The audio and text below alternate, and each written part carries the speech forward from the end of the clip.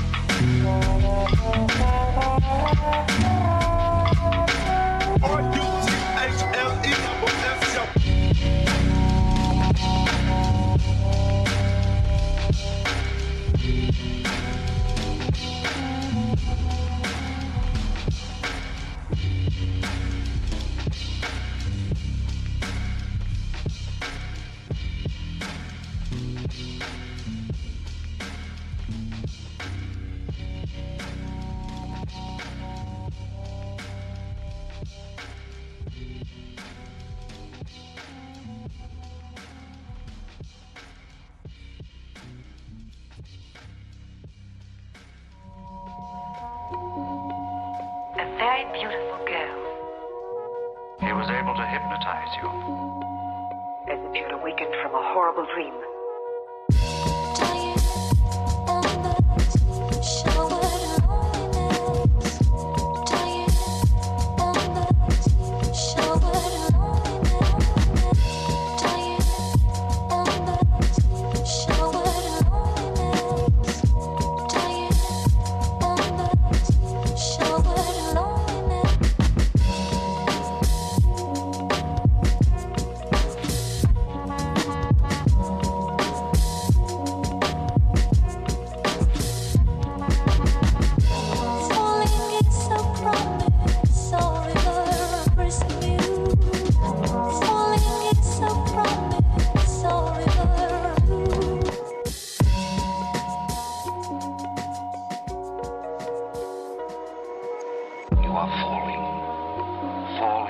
As if you'd awakened from a horrible dream.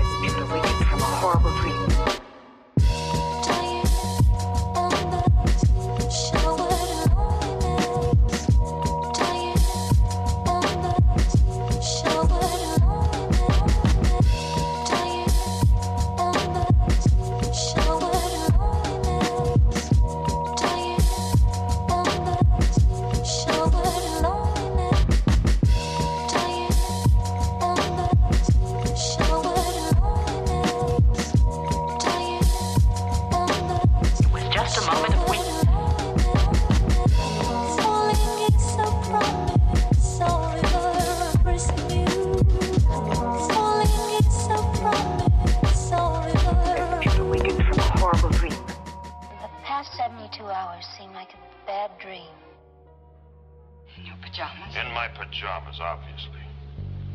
Period.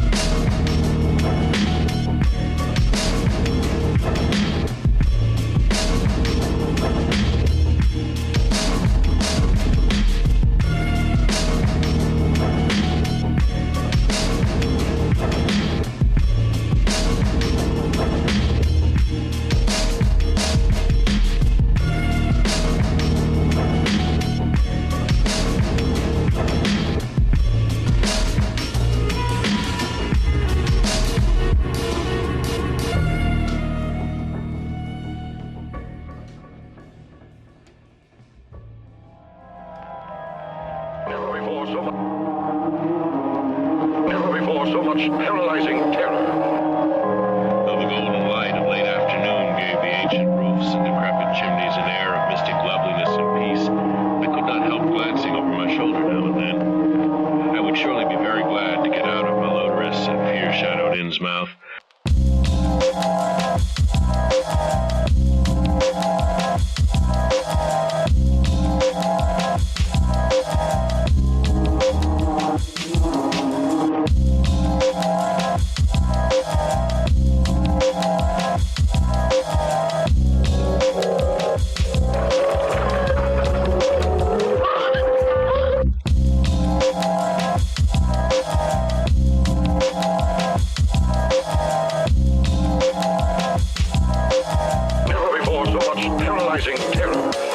It seemed as if many bulging, watery, unwinking eyes looked oddly at me as I claimed my valise in the lobby, and I hoped that none of these unpleasant creatures would be my fellow passengers on the coach. For who could crouch blindly while a legion of croaking, baying entities of unknown source flopped noisomely past, scarcely more than 100 yards away? Susie! I thought I was prepared for the worst. Influenced by the shocking writings of... Their forms vaguely suggested the anthropoid, while their heads were the heads of fish with prodigious bulging eyes that never closed. At the sides of their necks were palpitating gills, and their long paws were webbed. They hopped irregularly, sometimes on 2 legs and sometimes on 4. I was somehow glad that they had no more than 4 limbs.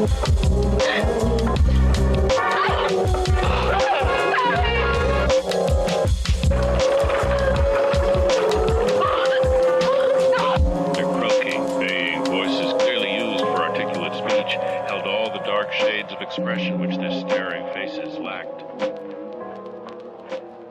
A monolith with indifferent geometry and a long, sharp shadow cast by the low morning sun. It is an ominous construction, channeling ancient powers and long-dead gods.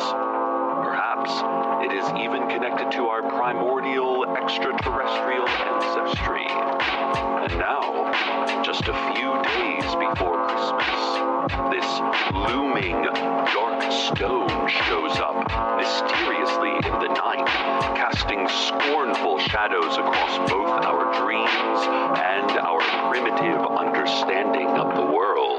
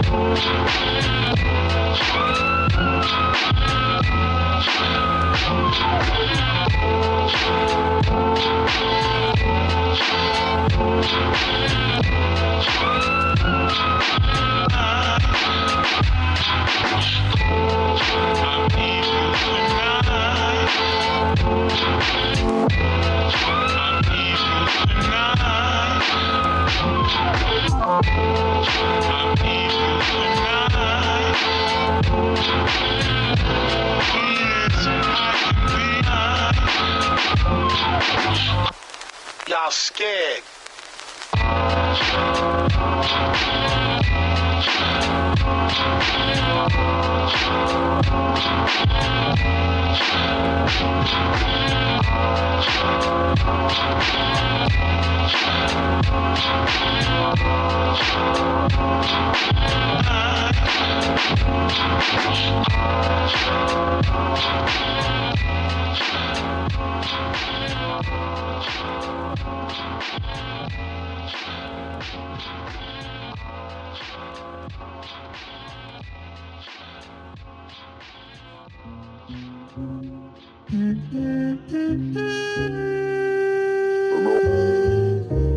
Prince of Darkness, sleep soundly.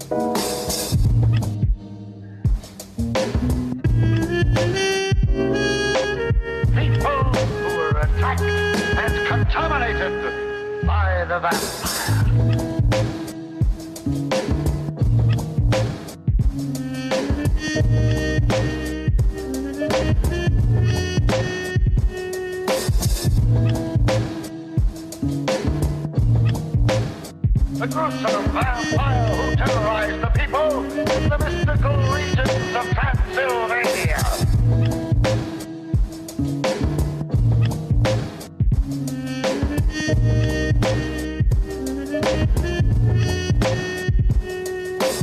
The only way to destroy him was to plant a wooden stake into his heart.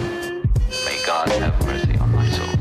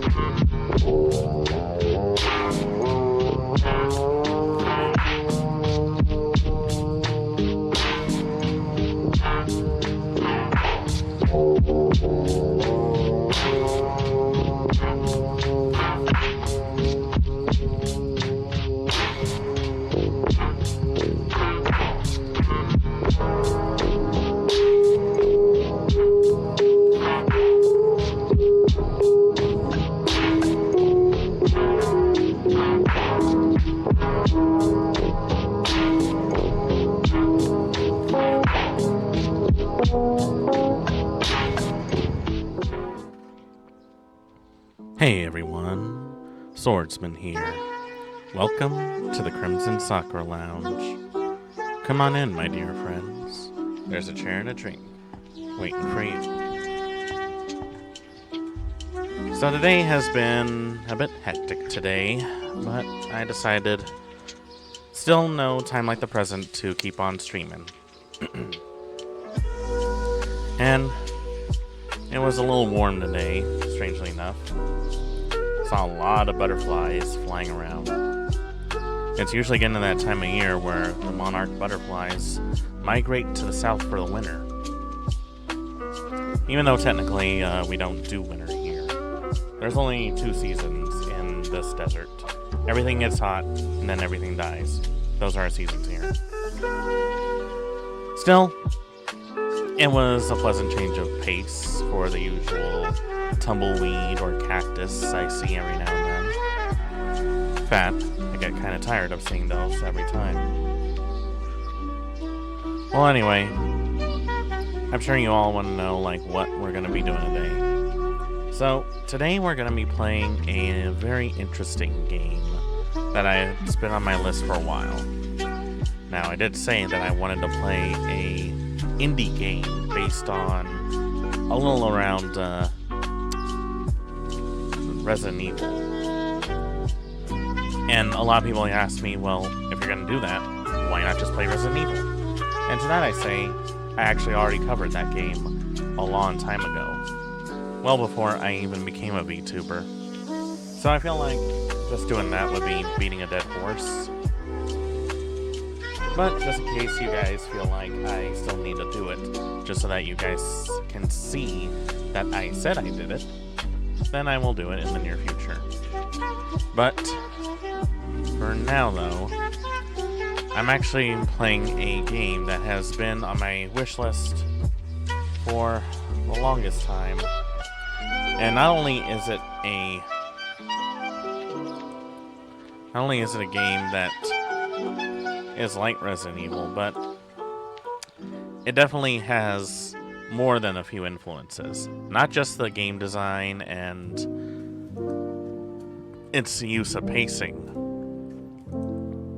but also its hilariously horrible voice acting. Trying to get an image of this so that you can see it, but I'm getting nothing but web peas recently. You know, I've always wondered, what is the point of web peas? Do people even use them anymore? I feel like they're just a waste of space. I don't know who invented web peas, but to you I say they're useless. But anyway, today we're going to be covering a game that I've wanted to play for a long time. That is Alyssa. I actually played the demo before. I bought the full game today so that I could play it for you guys. It's definitely an interesting game, so to speak. And definitely creepy in more ways than one, so if you have a fear of dolls, I wouldn't recommend watching it. And, I figured, why not give it a chance? Magla Elf, thank you for stopping on by. Welcome on in. Hope you enjoy your stay. So, I really wanted to play this game for a long time. The problem was finding the time to do so. Thankfully, I was able to find the perfect excuse today, so we can actually say that we're doing it. I really like Resident Evil for a number of reasons. Probably the biggest one is that it feels like a B movie that you can actually play. And it definitely feels like something that I wish we all could play together.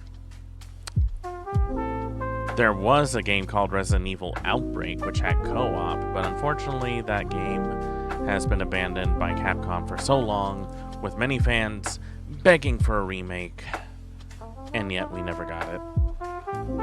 I don't know if we'll ever get it, is the thing. But, maybe one day, if time allows it, I'll give it a try. For now, though, why don't we set the tone by watching some analog horror. Now, I've already covered the Minerva Alliance a long time ago. But I figured, why not watch someone cover it that could explain it in detail? Because there was a lot of stuff in that thing that really flew over my head. So I figured, why not give this a try? Also, as ironic as this is, I already have to pee. So this might be an excuse for me just to dip out without you guys noticing, but hey, to each their own, right? pause the jukebox real quick. Gonna turn on the audio. And we're gonna play this on and see what it's about. Oh, and if it wasn't obvious, this is the same guy that covered the last topic we went, Moldered. So they do a good job in explaining this analog horror stuff better than I do. So you guys might be in for a treat. Enjoy.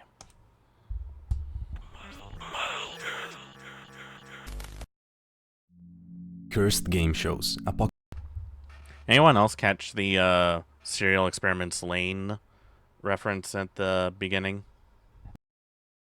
Apocalyptic fortune tellings, giant creatures hiding under California, absolutely normal sororities, and other weirdness can be found in the Minerva Alliance project. Let's go on a deep dive together.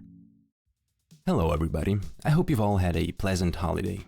Thank you all as always for the continuous support. My video about Magnetoschachtjensk recently reached 1 million views. That's absolutely ridiculous, and it wouldn't have been possible without the original creator and your guys' engagement. So thank you all for making this channel an actual thing. It fills me with motivation. And stay tuned for more weird and unknown stuff, because there's a lot out there. So, today we'll be taking a look at a YouTube channel called the Minerva Alliance. In their own words, it's a collective analog horror project undertaken by various members of the analog horror community. It's not often that I come across an English language analog horror project that hasn't yet been covered to death, and that's also actually quite good. As always, if any of this seems interesting to you, please go check out the original creators and maybe tell them that Moldered sent you. This time there's also no language barriers, so you can go check it out before I spoil everything. What's particularly interesting to me about the Minerva Alliance, outside of the videos themselves, is the context that they've created around the whole project. You see, all of the different episodes are basically little standalone analog horror videos. But to give the project some continuity, they've decided to establish the Alliance as a sort of SCP type of organization. In fact, they've got a mission statement. Let's go over that first. This is an urgent message to anyone that can see this video, regardless of where in the world you are located. The following information may be shocking and or disturbing. You know, I never thought about it, but it does feel very much like SCP. And you know, I've really wanted to do like an SCP stream at some point. But still have to figure out how to get a containment breach to work on my PC. Maybe in the near future we'll do that, but for now, To you, but is nevertheless important for ensuring the safety of both you and your loved ones. Our world contains phenomena, objects, and entities that are unexplainable by science and logic, and the world's governments are hiding this information from you, claiming them to be unusual cases of ordinary phenomena. This collective disinformation campaign has resulted in the senseless loss of countless lives around the world, and could have been prevented if each country's populace had known about these anomalies beforehand. And under this, we have the logos for the Ministry of Anomalies, the Department of Anomalies of the United States, the Department of Anomalies of Australia, and the Unexplainable Affairs of Canada. So I'm guessing that they're active specifically in English-speaking countries. It keeps going. That is why we have founded the Minerva Alliance, a non-profit activist organization founded to inform the world's populace of the anomalies present in the world, so that you can prepare and take action should anomalous activity begin occurring in your area. Our agents work day and night to uncover and provide proof of any anomalous phenomena, whether it's through recovered footage, documentation, or anything in between. We also, if necessary, safeguard any anomalies that are both safely obtainable and pose a severe enough threat to society if allowed to exist outside of our control. And there we have it. They're basically this world's version of the SCP Foundation, I'm guessing. Also, technically, this is the second mission statement. The first one is the first video on the channel, but has been declared depreciated. We are now looking at the revised version, which adds, as the description points out, the parts about making our commitment to assist persons outside of the United States of America more explicit, and expanding our operations to include limited safekeeping of anomalies found to be both 1. Safely obtainable, and 2. A significant enough danger to the populace if left uncontained.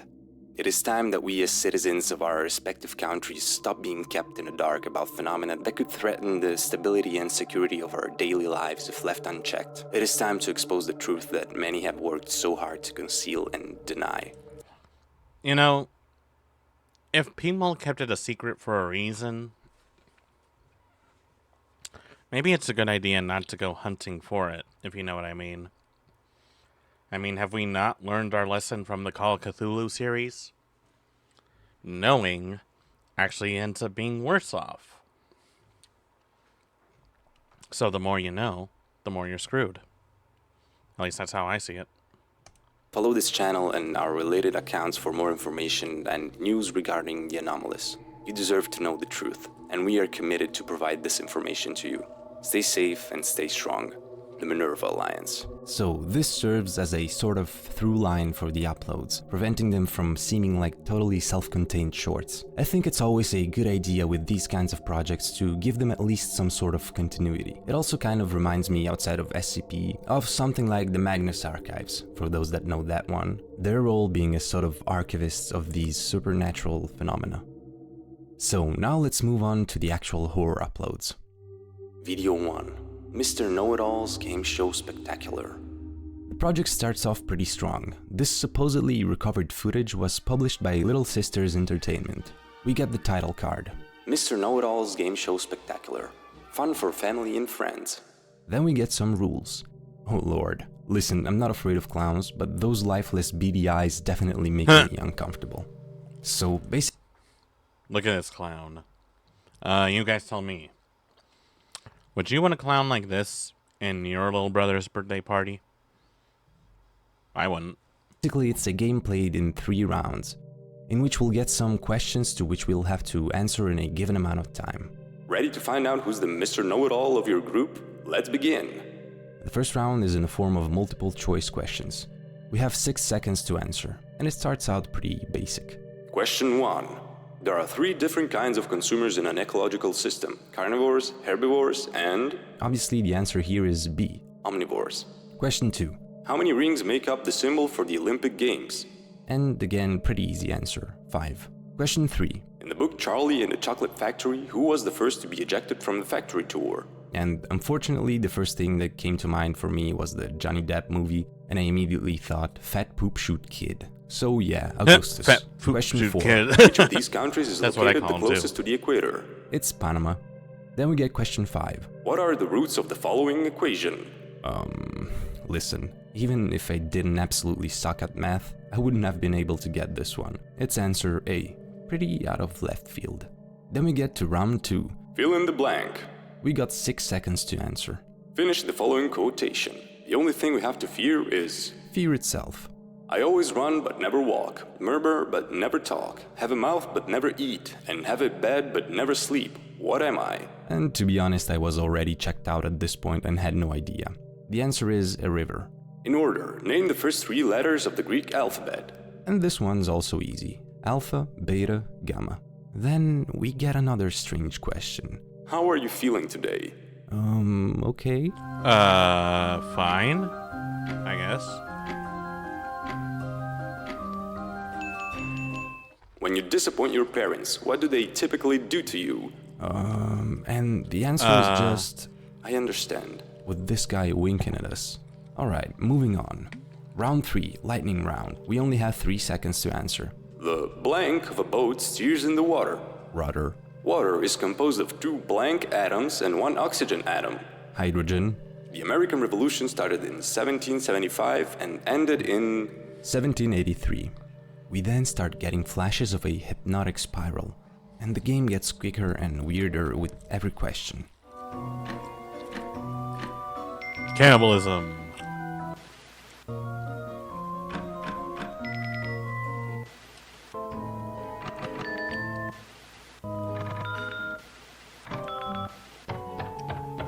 I'm going to stop at each one because otherwise they'd be impossible to read. The act of eating one's own kind is called cannibalism. During the French Revolution, the device used to behead people was the guillotine.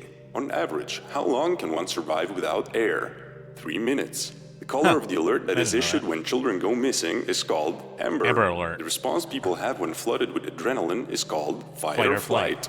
The Aztec civilization often sacrificed children to appease their gods. As children, many people have had a fear of clowns. A term used to describe a child who's ignored or not cared for is neglected. The part of the brain responsible for fear responses is called the amygdala. The act of killing one's own children is called infanticide. Then this happens. Oh god. I didn't like that. Uh-huh. Yeah, great. I appreciated that. The text that flashes by fast says, "You deserve to be judged for your sins against your mother, for your sins against your father. The Fallen One will find you. The Fallen One will deliver you. Try to run, try to hide. It won't make a difference. Accept your fate. There's nothing to be scared of. You're going to a better place. A place free from fear. A place free from sadness. A place free from anger. Why don't you join him? He's waiting for you with open arms. Do not be afraid." So, one interesting thing that gives us context for these videos is usually the descriptions, which are very SCP style. Let's read this one. Documentation on recovered footage. Title: Mr. Know-It-All's Game Show Spectacular. Creator: Little Sisters Entertainment. Date of origin: 2000. Location of origin: unknown. Recovery date: February 11th, 2004. Recovery location: residence of in Ashtabula? What kind of name is that? In Ohio, of course, it's in Ohio. The tape came to the Minerva Alliance attention after undercover agents in the Ashtabula Police Department responded to the household following the sudden onset of catatonia and cardiac arrest in their son, who was watching a Mr. Know-It-All cassette tape with his mother moments prior to this episode and subsequent death. However, while the family's son succumbed to the tape's influence, the mother experienced no sudden onset of any medical maladies whatsoever. It is suspected that the contents of the above footage, which was taken from this cassette, are responsible for inducing the catatonia and cardiac arrest that claimed the life of the family's son. This belief is substantiated by the mother's statement that her child was screaming during the off part of the video, shouting that he can see hell and boogeyman on the screen. Mr. Know-It-All was a line of children's trivia games created by the Little Sisters Entertainment Company. The first Mr. Know-It-All product was made in the mid-1980s, with the product line being discontinued in 2014, citing low profit being generated from the product line. While Little Sisters Entertainment did have a series of Mr. Know-It-All children's questions set in the late 1990s and early 2000s, no records exist of the company having produced such a series on videocassette in this time frame, despite their original branding appearing twice during the course of the video. As such, it is suspected that the above footage was created by a third party, and investigations into the true identity of the tape's manufacturers is ongoing. Interesting. So, as the video itself might have suggested, very interesting indeed. To be fair, I didn't get a chance to actually read the descriptions because I thought those usually have the credits for something. But now I realized I missed out a lot. It is obviously targeted towards children, and the part with the spirals is probably used to sacrifice the children watching the tape. The mention of the Fallen One makes me obviously immediately think of the devil. So this might have some kind of satanic implications. But obviously to cause such a reaction, there must be something paranormal going on here. I'd say that's a pretty strong start. Quite simple, really, but effective. Let's keep going with the next video. Video 2.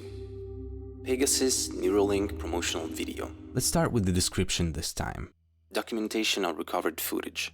Title: Pegasus Neuralink version 1.2 promotional video. Creator: Pegasus Innovations. Date of origin: August 6, 1996. Location of origin: former Pegasus Innovations R&D Laboratory, Boston, Massachusetts. Recovery date: May 8, 2019. Recovery location: Archive Vault and former Pegasus Innovation R&D Laboratory in Boston. In the mid-1990s, Pegasus Innovation had announced they were going to release a product that would dramatically revolutionize the telecommunications field upon its commercial release. However, the product was shelved under mysterious circumstances mere days before the product's unveiling to the public, without comment from Pegasus Innovations on the matter. Even though the company would eventually recover from the significant profit loss that resulted from this sudden action, the company's name would become slang in the technological community for hyping up a product that would never be released. For example, they really pulled a Pegasus on that one, and would leave a stain on the company in the decades that followed. Speculation surrounding what the product might have been also stirred in the many years since the announcement, with hypotheses ranging from an early version of 4G LTE network to a mere publicity stunt. However, during the relocation of the Pegasus Innovations R&D laboratory from Boston to the secretary of the CEO at the time, who was tasked with transporting items from the archive vault to the new lab space and was also a member of the Minerva Alliance, discovered a strange VHS tape in the vault that appeared to have not been touched in decades, and snuck it out of the vault to watch at her home.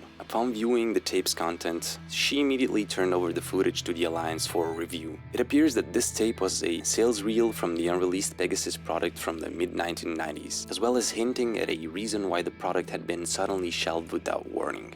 Interesting. Let's try and figure out what this cheekily named Neuralink is. We get a warning saying that this video contains restricted information on an upcoming Pegasus release and that it's meant to be viewed by employees only. That if you share any of this, you'll get the boot and get taken to court.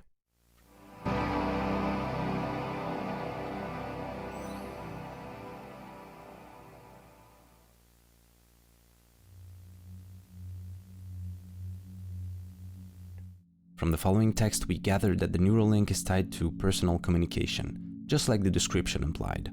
Not only that, they say that while everyone is trying to make phones more compact, Pegasus is going to revolutionize long-distance communications. The Neuralink combines neuroscience and quantum physics through a technique called quantum telepathy. This video is a presentation, explanation, and guide for the Neuralink device.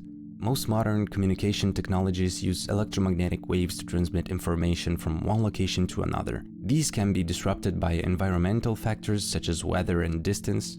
The quantum telepathy technique supposedly makes this issue obsolete, as it incurs in no attenuation during the transmission process. The Neuralink electrodes access the user's brain waves, sending their thoughts at a quantum level, making this form of communication literal telepathy, as the name suggests. But here we get a glitch, and for a split second some of the text changes. Classic analog horror shenanigans. Instead of saying to facilitate quantum telepathy, it now says to facilitate the mind melding. Great, you know it will only go downhill from here. This type of communication is instant and noise-free. We're now explaining how to use it. First, calibration of the Pegasus Neuralink must be performed in order to account for the user's brainwave activity. This helps the Neuralink system encode the correct thoughts to be transmitted to the receiver unit and ensures reliable performance of the system. But again, we get a glitch where the Neuralink gets swapped for Gateway to Ascension. And where it says that the thoughts will be transmitted to the receiver unit, it now says that they'll be transmitted to the collective. Once calibration is complete, the user places the Neuralink electrodes on their temples and dials the receiver's poly number to quantum synchronize the two units. The receiver unit will notify the recipient of an incoming call and can choose to accept or decline it. The latter functionality is identical to what is done with traditional calls. And again, glitch, and once calibration is complete, the user places the Neuralink electrodes on their temple and await further instructions from the digital Messiah of Harmony. The receiver unit will notify the recipient when the Messiah has new commands for the collective. The latter functionality is important for sending mankind to the next order of existence. All other functionalities of the Pegasus Neuralink are identical to that of a traditional telephone. Users should keep the following in mind to ensure their safety while using the Neuralink. They shouldn't use it in a liquid environment for risk of shock or damage to the unit. They shouldn't drop it as it could break. They should store it in a cool location when not in use. Also, you should make sure that it holds at least a 20% battery charge to avoid damage when recharging. And any disassembly or repair. I think I mentioned this before. Any sort of device that requires telepathic communication, not exactly something that I would sign off on. Just the idea of someone being in my head, it's not exactly a good way to send a text message, if you know what I mean. Has to be done by Pegasus technicians only. Further safety information can be found on the Pegasus Innovation website. But with another glitch, the instructions change. 1. Users should not resist the directives of the Messiah, for he is the one that will guide us to eternal glory. 2. Users should overlook their individuality and act only in the best interest of the collective. This is how harmony is obtained. 3. The sacred gateway must be equipped at all times. The Messiah may need the collective's help at any moment. 4. Users should not worry about the integrity of the sacred gateway. It is able to withstand even the vilest of defilements. 5. Disassembly of the sacred gateway is strictly forbidden. It is wholly impure in the form it was made, and does not need any tuning outside what the Messiah orders. Further information can be obtained from the nearest lead acolyte of the equalizer. Lovely. And you just know for sure that this is gonna be better technical support than anything Microsoft has ever offered. Even in death, I serve the Omnissiah. We get the last part of the presentation, future impact. They say that, although the technology is unprecedented, the Neuralink will dramatically accelerate the process of long-distance communications. We then get an important message. Heed these words carefully, for they concern you and your future. Your true purpose and potential have been obscured by the material world. Your senses cannot see beyond the here and now, and have limited you from the beginning. However, I am the light of enlightenment in the sea of ignorance, and seek to help you. Achieving your true calling requires you to connect to something higher than yourself. The sacred gateway will allow you to receive the guidance you have been searching for. I will help realize your full potential and allow you to lead a fulfilling life. Remove the world from your eyes and see for yourself what the world has hidden from you. Your true purpose and potential await you in a UWC of harmony and prosperity. No thanks. I'm actually okay living an ignorant life in this material world.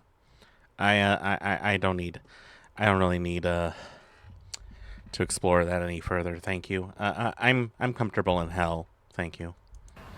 Until we next speak, may peace be upon you. Alright, nice. So far we have a cursed child-sacrificing satanic tape and evil cultist Elon Musk trying to bring on the Singularity Evangelion style. I can only imagine what awaits us further down this path. Video 3. Unusual EAS alert on June 25th, 1999. Here we have a shorter one. We see an episode of Arthur playing, but it suddenly gets interrupted by an emergency weather alert. It warns the citizens from the counties of Cass, North Dakota, and Clay, Minnesota. A severe thunderstorm is coming. The alert is effective until 8:30 a.m. That's awfully specific. A robotic voice tells us that the storm is moving approximately at 45 miles per hour, which is very fast and would be categorized as a supercell. It'll reach Mapleton at 9 p.m., West Fargo at 9:06 p.m., etc. Which is pretty bad because this broadcast is issued at 8:51 p.m. if I got that right. Take cover now. Get to a basement, storm cellar, or other underground shelter immediately. Close and lock the entrance to the shelter. If you are unable to find an underground shelter, attempt to hide in a deep ditch, storm drain, or the site which is as minimally exposed to the sky as possible. If you are in a car, evacuate from the Fargo area immediately, heading either north or south as directed by law enforcement. Do not leave your shelter or return to the Fargo area until the warning is lifted. No shelter above ground can protect you from this storm, regardless of its construction. So, hiding in a ditch during a storm doesn't really seem like an amazing idea, does it? And in general, underground shelters are always at risk of flooding if there's lots of rain with the storm. Also, no overground shelter can protect you? This, together with how late the warning is issued, obviously makes me and everyone in the comments think, this is no simple storm. Let's check the description. This is definitely not a simple Documentation storm. on recovered footage. Title: Unusual EAS alert on June 25th, 1999. Tape creator, resident of Moorhead, Minnesota. Date of origin, June 25th, 1999. Broadcast origin, National Weather Service in Grand Forks, North Dakota. Recovery date, September 14th, 2015. Recovery location, yard sale in Lincoln, Nebraska. Additional information. The tape containing the above footage was found by Agent Pollite at a yard sale in Lincoln, Nebraska, as part of a routine yard sale check operation. The footage is of a home recording of Station 4 KLSE-TV, a national broadcasting network station local to Fargo, North Dakota, who was broadcasting a rerun of Arthur during the time the footage was recorded. During informal questioning of the seller, they claimed the tapes being sold were blank and had not been used since their purchase. 9 VHS and 2 Betamax tapes were purchased from the yard sale, and of these, 3 VHS tapes and 1 Betamax tape were found to have content. The above footage came from one of the aforementioned VHS tapes. While the recording itself is not anomalous, the severe thunderstorm warning contained therein is suspected to have been associated with an anomalous weather event. The warning originated from the National Weather Service office in Grand Forks, North Dakota, and was most likely broadcast from station WXK-42 in Fargo, North Dakota. For brevity, only the portion of the recording containing the severe thunderstorm warning has been uploaded here. The unusual wording and duration of the featured warning suggests that a Type 4 supercell had formed at the time of the broadcast. Whoa, wait. What the hell is a Type 4 supercell? Is that even a real thing? Hold on. Where's my phone?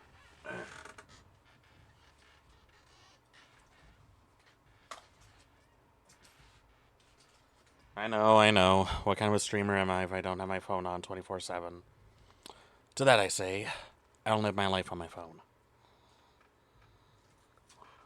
I don't get glued on it just so that I can tweet or TikTok.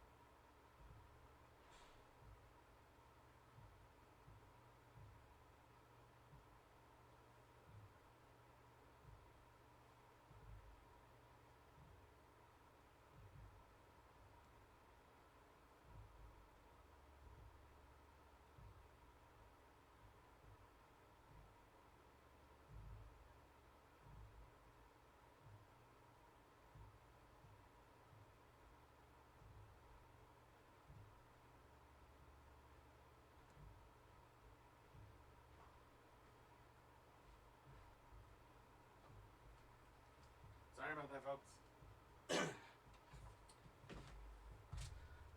My bad. The mail came and I didn't want to miss them for obvious reasons. Type 4.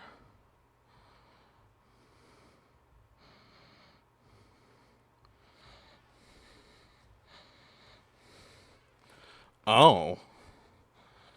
This is actually, so I looked up Supercell, and apparently these are the type of thunderstorms that are categorized.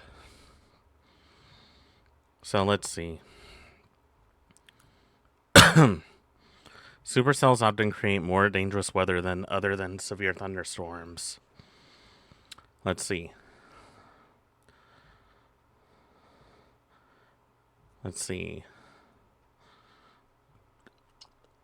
So let me see if I can get this. A thunderstorm characterized by the presence of a mesocyclone, a deep, persistent, rotating updraft. Oh. So this is like the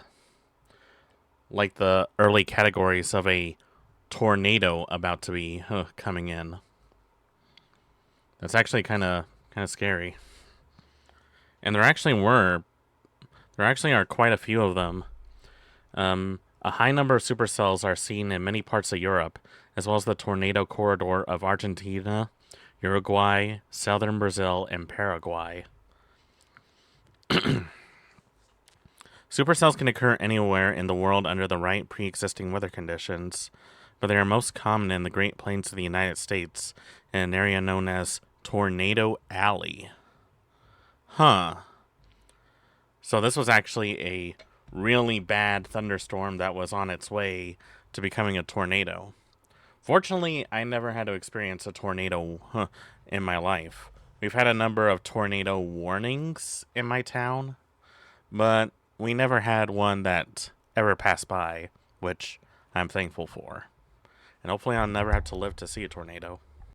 craft. However, radar and satellite imagery, as well as records of warning issued by the National Weather Service, show no evidence of this event occurring at the date and time indicated by the SAME codes. At the time of this writing, no known reports of an accidental EAS activation or intentional broadcast intrusion have been found. Further investigation into this event by Minerva personnel is ongoing. Updates on the investigation will be provided as information becomes available. So, what are our running theories? Some say nuclear bomb, which might make sense, although if we suppose that we're talking about our own reality, we would have a record of a nuclear bomb being dropped. Others say it's hurricanes, but again, no mention of that in the warning, and again, they would have seen them coming a bit earlier, I assume. And more importantly, we're talking about North Dakota. A hurricane seems pretty impossible. Though I know nothing about how they work, so you tell me if that's a thing. And again, we would have a record of that. Once more, this is assuming it's our own reality. The warning could actually come from somewhere else, and that's why we wouldn't have any information on it. The other possibility is that we're dealing with some sort of eldritch phenomenon that hit the area without actually leaving observable traces. Maybe somehow warping reality itself. Who knows? This one is great because it's subtle and indirect. It allows people to speculate a lot by using only a few morsels of information. It also thankfully doesn't go for BS like, to survive the storm, you need to avoid speaking in the past tense, gather 12 silver spoons and get baptized or the storm will take you. Wait, that's a thing? Or any other similar explicit weird stuff. Less is more, people. Why not go the episode more of Arthur playing more? in the background adds to the creepiness, because you could see yourself as a child coming across this message with no context while watching cartoons. Let's keep exploring. Video 4. Tau Omicron Key Initiation Tape. This one is great for me because of how memeable it is. You'll see what I mean immediately. We get a title card. Welcome, initiates. You're almost ready to become sisters in the oldest and most exclusive sorority in the history of the United States. So, you already see why this is terrifying. Sororities. For getting in though, you have to complete an initiation rite, which is what this tape is about. It starts with an oath that you have to recite. Raise your right hand up, palm outward, and recite the following aloud. I, Mulder, take this oath of initiation to demonstrate my acceptance of and honor for the ideals held by the Sisterhood of Tau Omicron Key, and to demonstrate my acceptance of all of the benefits and responsibilities associated with my membership in the Sisterhood. Skipping a few lines. I pledge to consume the elixir of sisterhood, which will demonstrate my loyalty and commitment to the mission of the Sisterhood, and to make my fellow sisters aware of this. Most importantly, I pledge my time and my resources to ensure the continued presence of the Sisterhood, and to ensure her customs and beliefs remain in place in the decades to come. In the name of the Eternal Sisterhood, I swear the above. We'll now get instructions on how to prepare this elixir of sisterhood, which is to be drunk in the third part of the initiation. Pour 40 milliliters of vodka into the glass. This represents the spirit of sisterhood. Okay, get your memes out of your systems. 2 shots of vodka. Also, the first time I genuinely laughed out loud because I was expecting something different than spooky, and instead it's just old regular vodka. Step 2. Pour 140 milliliters of fruit punch into the glass. This represents the richness of sisterhood. Step 3. Pour 70 milliliters of ginger ale into the glass. This represents the passion of sisterhood. And again, I was howling at the idea of these girls just preparing vodka party punch and being like, we're so esoteric. Seems totally like real sorority behavior. Oh, so it's Step vodka 4. party You stir punch. them all, and Okay, this I represents get the it. unification of the 3 virtues of sisterhood. Step 5. Bow your head and speak the following aloud.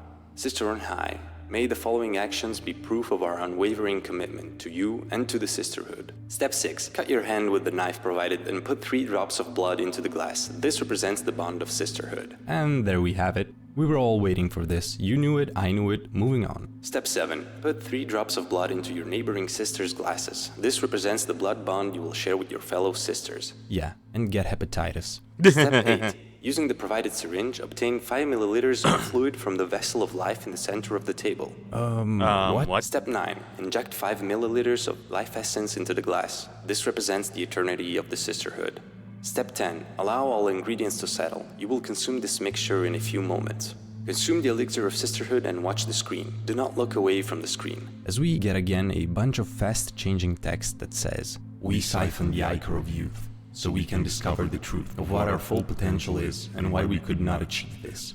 Nature itself is a burden on our lives already broken by the cold, cruel world around us. To overcome all this we must. Our ancient practices permit us to make time itself submit to our will, to our desire, for us to never expire. Rejuvenation is the key to our ultimate destiny. Eternal youth will set us free from natural powers that be. Youth is only for the worthy, those who prize it like a trophy, and who do not believe this fact should not be in sisterly pact. Our existence is forbidden by those who want the truth hidden. In the decades since our founding, the hunt for us never ending. The sisters brought in our midst swear to abide by all of this. Serve the flock at any and all costs, else all we have worked for is lost. The sister on high is our guide, by her vast wisdom we abide. From her come the fruits of knowledge that we use to our advantage. Our youthful forms pervert nature, and thus are anything but pure. But eternal youth is the light that keeps our futures shining bright. Obey our sister on high's decrees. Through her, all our goals can be achieved. In the name of the sisterhood, praise unto her. And we get this lovely image with the Latin phrase, sub dextro veniens, which means something like, under the right it comes. If you have any questions, contact your chapter's high priestess for more information. Your chapter? Great. That means there's more than one. Girls will be girls. So let's read the description for added context.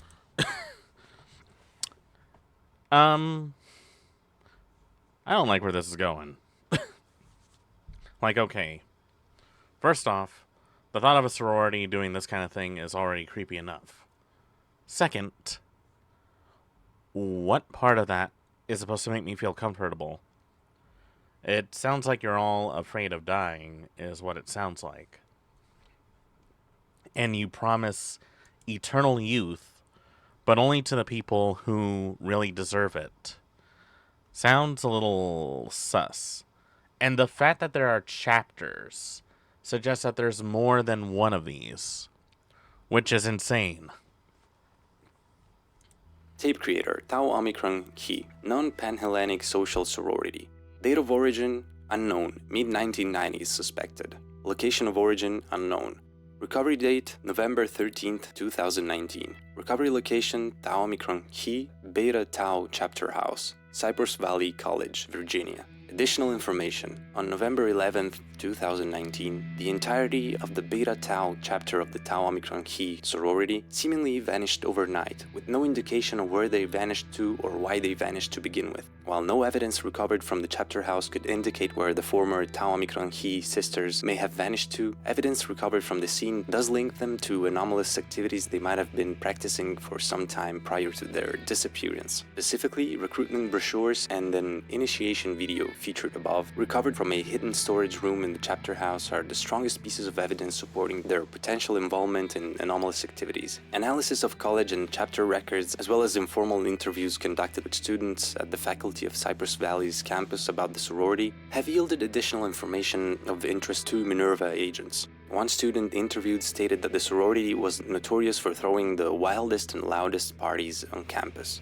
and almost had their charter removed due to excessive noise and alcohol violations. Many of the students interviewed by Minerva agents have strangely said that most, if not all, of the Tau Omicron Chi sisters were extremely attractive and had very youthful skin, even for undergraduate college students. Furthermore, analysis of the chapter's recruitment records show that the chapter has attempted to recruit an abnormally high number of biology and pre-med students over the past 30 years. Potential reasons for this are being investigated. Again, I like how simple this is and how it mostly plays with the implications. We're obviously dealing with some sort of witch coven that performs blood rituals to preserve their eternal youth. The symbols that appear, at least the ones I can place, also strongly imply witchcraft. It's interesting how they disappeared though. Oh, interesting. I actually missed that entirely. So this sorority was actually a haven for witches that were doing some sort of a pact to obtain eternal youth. Interesting. So let's see.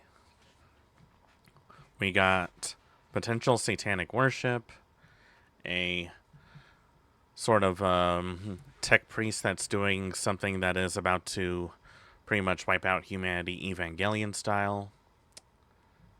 And now we have a thunderstorm warning that seemed to be impossible, that has no record of happening in the town it happened, which was only broadcast in a children's cartoon. And now we got witchcraft in the performance of obtaining eternal youth.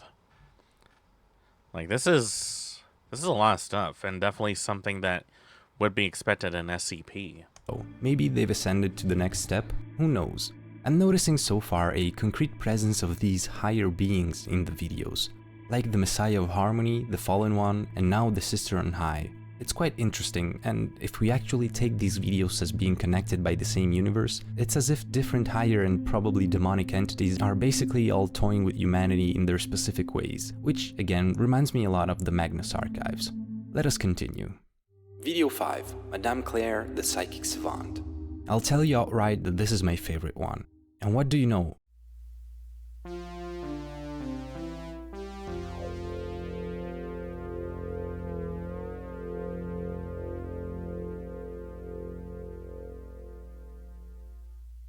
It's another broadcast distributed by the Little Sisters Entertainment Company, just like Mr. Know-It-All's game show. But before we get into it, let's read the description, because it's quite intriguing. Documentation on recovered footage. Title, Madame Claire, the Psychic Savant. Tape creator, Little Sisters Entertainment Incorporated. Date of origin unclear, sometimes in the 80s for the tape and 1932 for the original film reel. Location of origin unknown. Recovery date December 3rd, 2019. Recovery location local video rental store in Redacted, Maine. Additional information. Rumors of a disturbing fortune teller video for children had circulated in the area since the early 1980s, but no actual video fitting this description had surfaced in the area for years since the rumors first started. However, Agent Peregrine, an off-duty Minerva agent, was shopping for a movie rental at a local video rental store when another customer burst through the entrance and hastily returned a cassette tape saying it needed to be destroyed immediately, before running out into the night. The agent rented this tape along with their original rentals and reviewed the tape's footage the following day. Upon review of the footage, Agent Peregrine immediately alerted the Erie Command Response Team to this station for emergency containment of the videotape.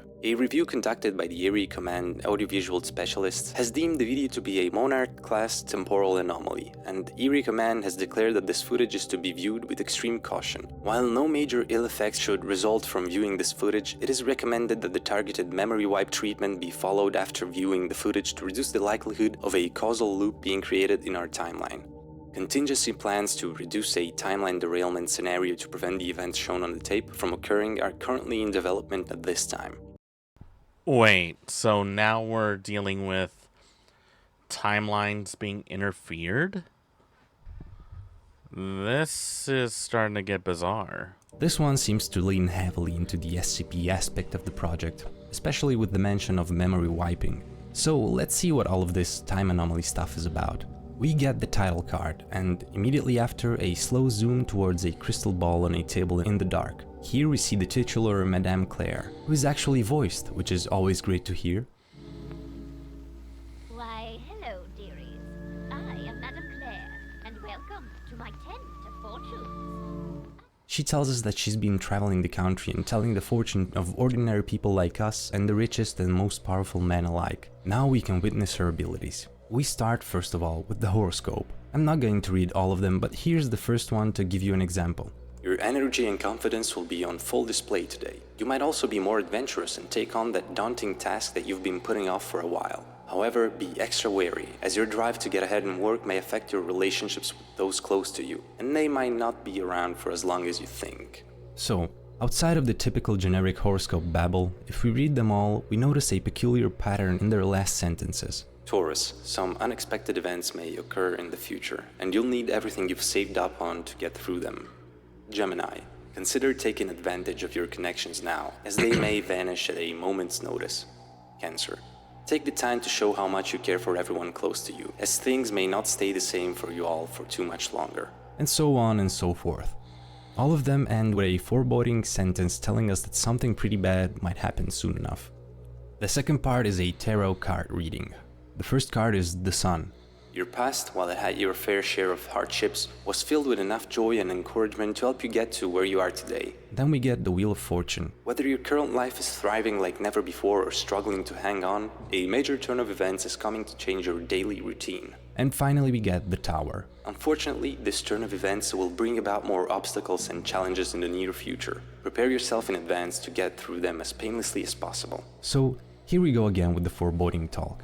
One interesting aspect to think about here is also the fact that normally tarot cards are used to tell a specific person's fortune, from what I understand. I actually know nothing about how they're supposed to work, that's just how I've always seen them used. But the fact that this is a broadcast directed towards a general audience implies that what the cards are telling us will affect everyone. I actually know someone who gave me a tarot card reading. They're actually pretty useful, more than you think. I know that a lot of people think that it's just like a bunch of superstitious mumbo-jumbo, but, you know, I've always been a strong believer that there are certain things in this world that can't have a Western explanation, if that makes any sense. This obviously makes sense with the previous segment having all the horoscopes ending negatively. So, then we get to the last segment, the juicy one, to which Madame Claire herself says that it's her favorite part. My job is not yet complete, however, since I will now take this information that we've gathered about you and use them to help predict the major events that will take place in your future. This is always my favorite part, so be sure to hang on to your seats as we look into the crystal ball one last time. For this part, keep in mind that the show supposedly aired in 1932. It's all told in a mysterious and indirect way, but I'm going to explain what each event references, thanks to the people in the comments who filled the gaps for me. 1. Steel clouds will move over the Vistula, commencing an outbreak of chaos all around the globe. So, the Vistula is a Polish river, and this is obviously referencing the start of World War II with Germany's invasion of Poland. In the fight against a sweeping ideology, a fruitless effort by a world power will commence in the jungle. And this is in reference to communism and the Vietnam War. An invisible yet deadly fire will rage in the motherland, and will continue to rage for eons after its birth. This is obviously a reference to the Chernobyl nuclear disaster. Fighting for a better life, many will wither in speaking out against the leaders in the land of the Yangtze. Again, it's a pretty easy one, referencing the Tiananmen Square massacre. 4 steel beasts will plunge into the heart of freedom, ending an era of peace and fearlessness. Obviously a reference to 9/11. The earth will tremble and send terrible waves over the land, with many vanishing away in its wake. And this one seems to reference the 2004 Indian Ocean earthquake and subsequent tsunami. In the land of the rising sun, Poseidon will creep in and ignite a fire similar to one from decades prior. This one is about the Fukushima disaster. An alliterative yet deadly storm will descend on a large gulf, bringing widespread destruction with it. And I agree with Free Willy-Nilly in the comments who says this is Hurricane Harvey because of the alliterative part. This is where the images get much quicker and the events are harder to pinpoint. A streak of fire from the heavens will cripple the globe in an era of machine supremacy. This one might be referencing a particularly bad solar flare that could deactivate technology across the world, which hasn't happened yet, at least not on such a disastrous scale, but it is a real phenomenon. An attempt to cut off the Hydra of Freedom's head goes awry, with the assassins condemned to death. And at first I thought this was referencing JFK and Oswald, but so far the dates of the events have been only going forward. So again, this might be about something that has yet to happen. And as we've seen in recent events, is also not that far-fetched. A vast yet frozen land will tear itself asunder over the essentials of life and the struggle for freedom. This might be a reference of a possible conflict in Alaska or Russia for the extraction of natural resources. Birds of prey carrying on Prometheus's legacy will be smothered by the ignorant and brash. So this one is really interesting. It probably references the Minerva Alliance itself, seeing as their logo is an owl, a bird of prey, and they're trying to show people the hidden truth of the world, like Prometheus did in Greek mythology. Being destroyed by non-believers? I'm not sure who they're supposed to be, but it's probably either governments or the people themselves watching these uploads. Ethereal trade will be shut down by the Achilles heel of the very medium itself. Maybe referencing a massive failure of the stock market, maybe even cryptocurrency. The medium would be computers and the internet, I'm guessing, but I don't know what the Achilles heel would be. A hostile northern brother will take over its southern sibling with extreme force. Probably a forced reunification of Korea. A forest with a rich and luscious ecosystem will meet a fiery demise only Hades can match. Someone suggested could be implying that the Amazon rainforest will burn down. A virulent pestilence will render the riches of the sea inedible by many on the earth. A mass die-off of aquatic life. And slowly, the last one. All life on Earth perishes. We finally cut back to Madame Claire, looking a bit different this time around, and speaking in a distorted voice.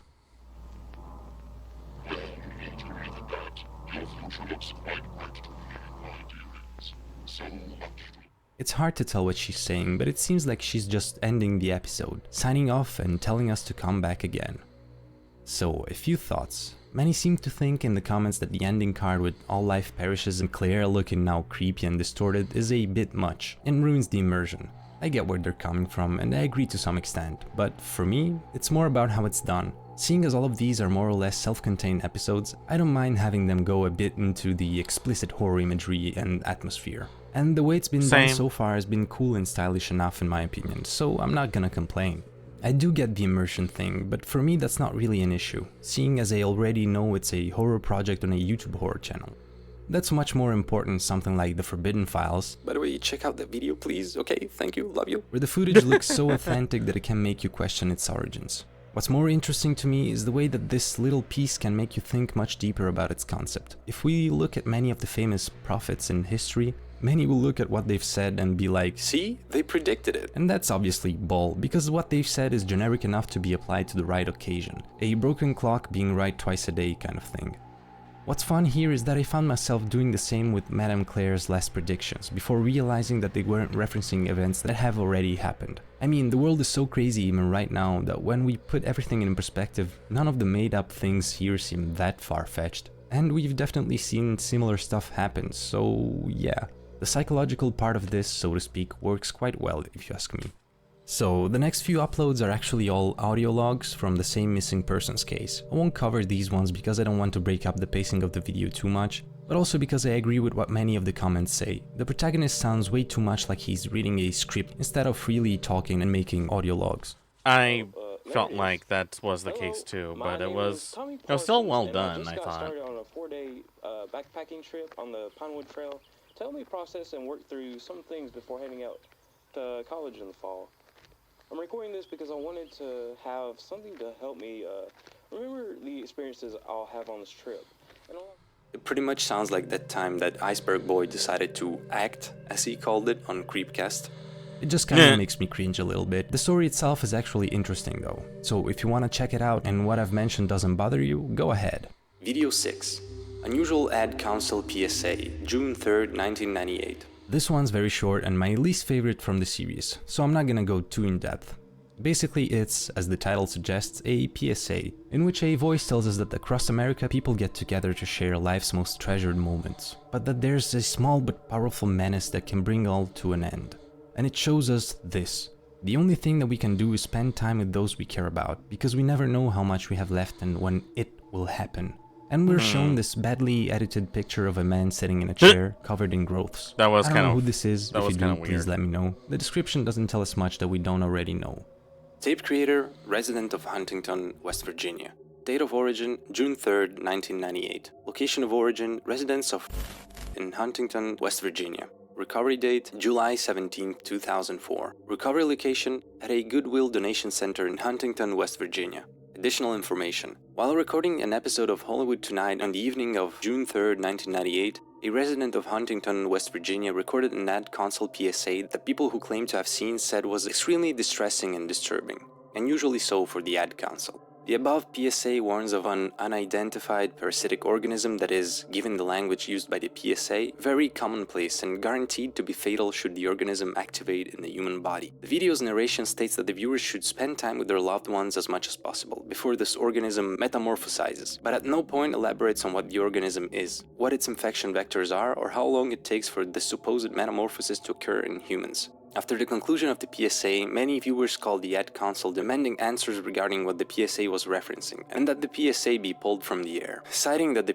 PSA induced mass panic in the Huntington area and could cause disruptions to the daily lives for the residents there. The ad console denied any knowledge of having created this particular PSA and publicly dismissed it as a malicious hoax. However, it is interesting to note that the PSA has not aired at any point since the evening of June 3rd, 1998, and has fell out of the public memory in years since. Upon further investigation, no additional information on the parasitic organism shown in the PSA was discovered, and no public record of the Center of Special Ailments was found to exist. It is suspected that the CSA is linked to the United States Department of Anomalies, but this connection remains tentative at this time. So I like this in concept, even though it's very brief, but the badly photoshopped image really took me out of it if I gotta be honest.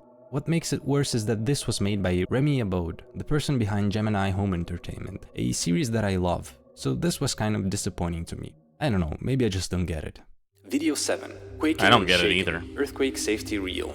Now we have another pretty cool one, in my opinion, very classically analog horror. This is The title definitely is a pretty reference to explicative. Tremors. The tape has been made by the California Seismic Safety Commission and is meant to teach us how to protect ourselves and family from earthquakes, seeing as earthquakes are a common occurrence in California and can potentially be very destructive. What could be strange about this? We first get an explanation of what an earthquake is, which I'm going to skip because it's kinda boring. Listen, if there's any seismologists out there sitting right now, I'm sorry. I think most of us know what an earthquake is. We then get a list of possible earthquake causes outside of tectonic plates shifting. These include landslides, mining blasts, nuclear tests, and... I'm sorry, what was that? Can we roll it back? Oh, subterranean creatures, got it. We're then explained how earthquakes are measured. Again, the details are cool, but I'm just gonna skip a bit forward. We then get to the protection measures. These ones are for when we are indoors and an earthquake happens. Step 1. Drop to your knees to make yourself a smaller target for any object that may fall. Step 2. Take cover beneath a desk or table to shield yourself from falling objects. If none are available, cover your neck with your arms near an interior wall. Step 3. Hold on to the desk or table you're sheltered under and be prepared to move with your shelter. Step 4. Remain silent. No matter what you may see or hear, they will know where you are if you don't. It is normal to experience feelings of fear and anxiety while burrower worms are hunting for food. However, silence is your best defense for both you and those around you, and will make you less likely to become their prey. And then we see this.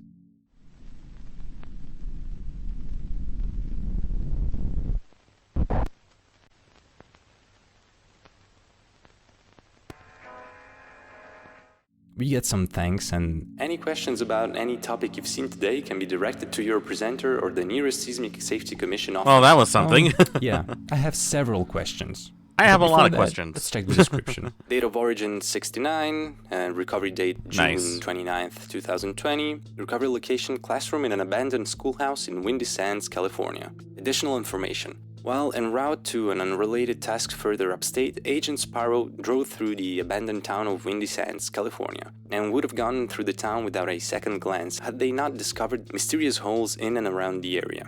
As the agent was a few hours ahead of schedule, they stopped to investigate it and find any possible cause for these holes and why some of them seemed to align with damage observed on some of the town's structures. Most of the abandoned buildings did not contain any information that could explain the presence of these holes, and the agent decided to check the abandoned schoolhouse before resuming onward towards their original destination. It was here that the above film reel, along with a couple other film reels not found to have anomalous content, were found in a classroom and recovered. A comparison of the above footage with the footage from other quaking and shaken film reels found in other towns in California revealed that the above film reel has information absent from the other reels, and this extra information pertains to a unique threat experienced only by the former residents of Windy Sands. It is unknown what exactly these burrower worms are, how Windy Sands became their hunting ground, or how the California Seismic Safety Commission were aware of these creatures despite the town being fairly remote and sparsely populated at the time of the film reel's creation. So this is literally just Tremors, right? Classic concept. I called it. I called it. Coming up to get their fill. Not that much to say, except that the video itself is well made, and I love when, even with a limited budget or abilities, creators manage to insert, even for a split second, some kind of animation. It's short but sweet. Especially because for now, in the Minerva Alliance, we hadn't yet seen any explicit, so to speak, footage meant to be real.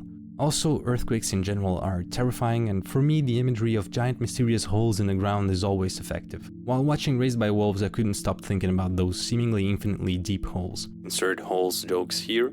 Please HBO, bring the series back, you bastards. Let's move on to the next one. Video 8. New Comstock's Community Choice 1997. This one starts with an ad for Dover's Family Restaurant, where our family is your family. We're watching Valley 3 WNCS LP and find out that we're about to see a special programming. This broadcast is brought to us by the New Comstock City Council. It's New Comstock's Day, and while the festivities are now over, the day's most important activity is only moments away, the annual New Comstock Community Choice event. People will have the chance to decide on the winner of this day's contests and on matters that will impact this the one town was for the a little year. hit or miss. The program for is me, meant if for I'm being those that honest. can't vote in person. Just grab your telephone, enter the number, and press the corresponding buttons to vote. It starts, and the music suddenly gets very foreboding.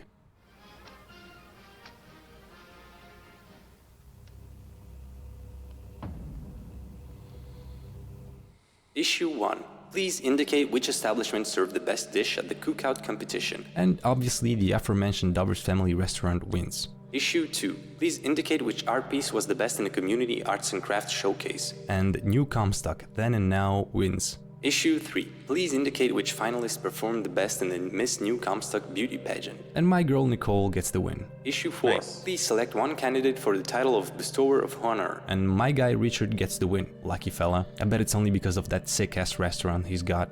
Issue 5. It probably is. Please select one candidate for the title of Receiver of Honor. Wait, there's a bestower and a receiver? Strange. And Jeff Gibson gets the win on this one. Issue 6. Please select one tool to sacrifice the Receiver of Honor with. Oh, it's one of those votings. Of course, Dagger wins. Can't beat the classics. Issue 7. I would have gone with the sword. Please select one organ to extract from the Receiver of Honor. And Lungs get the win. Yay! Huh. Issue 8. Please select one of the Receiver of Honor's personal items to serve as an offering. And they pick the wedding band. Issue 9. Please indicate whether or not you accept Elazareth as the savior of our town and that he led us to prosperity. That 2% of people is probably Gibson himself and his family. Issue 10. Please indicate whether or not you will serve Elazareth in any way he desires you to from this point forward. We get a last look at the snowy trees with the writing, "Thank you for your participation. May Elazareth's blessing be upon you." And something appears. So we've got another cosmic deity preying on people.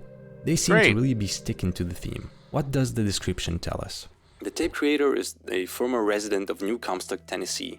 The date of origin of the tape is December 13, 1997. Location of origin is Valley 3 WNCS LP, a micro-broadcasting station. The recovery date is July 23, 2020. The recovery location is the house of a former New Comstock resident in... Additional information. Rumors of a prosperous yet isolated town in southern Tennessee have been floating around for decades. Although travelers in the area the town was said to exist do not recall driving through or otherwise seeing a town fitting this description. However, those that were driving through the same region around mid-December have recalled seeing strange greenish-yellow lights in the sky for 2 minutes before the lights vanished. But all are seemingly unable to recall any specific events that took place during that 2 minutes time interval. All leads followed by Minerva personnel to investigate the cause of these lights have gone cold over the years, until a resident of contacted Minerva personnel and informed them that she was a former resident of the long-rumored town and had some information she wanted to share in person. An interview with the former resident revealed that this supposed town actually exists under the name New Comstock and that many of the rumors surrounding the town are in fact true. However, as access to the town is cleverly disguised and guarded constantly, outsiders who attempt to investigate in person have not been able to confirm or deny them. Although she could not provide any concrete reasons why, the town does not appear on any atlas, map, or satellite image, old or recent, despite the town being fairly sizable with about 1,770 people living in the town in 1997. The former resident states that the reason for the town's prosperity was tied to a yearly event, but was unwilling to elaborate on the subject, stating that even thinking about it brings up bad memories for her, and gave the agents a tape containing the above footage, stating that this should answer all your questions. The interview concluded shortly after. A proposal to use an eagle-eye drone to covertly investigate the area the town is supposedly located in is in the works at this time. So, a pretty classic horror setup. A prosperous, mysterious definitely feels town like something out of CLC, to right? keep its prosperity. But before we get to the last upload, this is where I'd like to talk for a moment about the good sides and the downsides of this being an anthology series of sorts. And also why I'd like for the project to come back and give us more, seeing as the last episode was 3 years ago.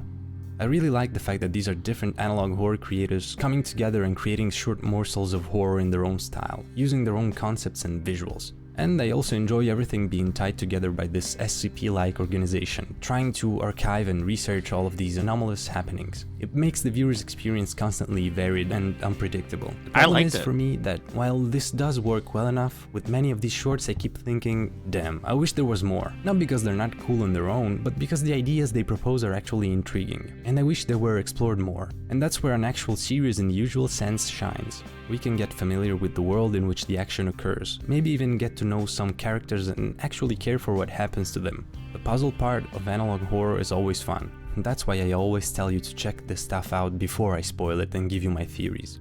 But in this case it feels like a game with only one puzzle every time, and when you solve that there's basically nothing else. It doesn't detract from the creator's work, and I know that making this type of video takes time. It's just that they probably have a greater chance of keeping people engaged if there's a more consistent through line, if they worked more on world building and lore. If we had gotten more subsequent parts of the same episodes in here, I think it would have taken an already good project to the next level. But those are just my own 2 cents, so you tell me. Much respect to anyone involved either way. With that out of the way, let's finish this. Video 9. Boyd's Pest Control Employee Training Video. I wanted to point out how cool it is that most of these videos have their own little logos or title cards. It's a lovely detail and shows the care that went into this. So, pest control is pretty self-explanatory, and this tape introduces us to the most common pests that can be found in people's homes and how to deal with them. The first section is about supplies and equipment. In our control vehicle, we have rodent traps, toolboxes, and lighting equipment, including flashlights and black lights. We'll also have pesticides, cleaning agents, and an emergency container of gasoline. That's if we run out of fuel, right? Right? It's our responsibility as employees to make sure that the supplies are stocked and functioning. Then we see the common pests. Carpenter ants, found in household wood, especially when moist. Symptoms of infestation. Chewed wood in the home's interior. Galleries running parallel to the wood grain. And we get some more info on them, and that we should use insecticides to exterminate them. Common rats, found typically in sheltered areas with food and water. Symptoms of infestation. Chew marks on packaged foodstuffs, droppings on or around foodstuffs. And we should eliminate them by using the traps. So far, so good. Black widow spiders, found in cobwebs in various corners of buildings. Symptoms of infestation. Presence of cobwebs in inhabited areas. While the bites of these spiders are venomous and potentially fatal, they can easily be removed using catch and release style methods. However, black widow spiders with yellow markings are to be left alone as they bless the house of the customer. Wait, what the f***?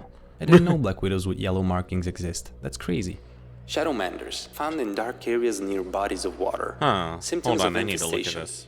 Presence of black residue on surfaces, odd clicking sounds emanating from seemingly unoccupied rooms. Alright, it kinda looks like some kind of gecko from the pictures. While they are more rare than ants, mice, or termites, shadowmanders can be a challenge to remove due to their ability to disappear whenever too much visible light shines on their body.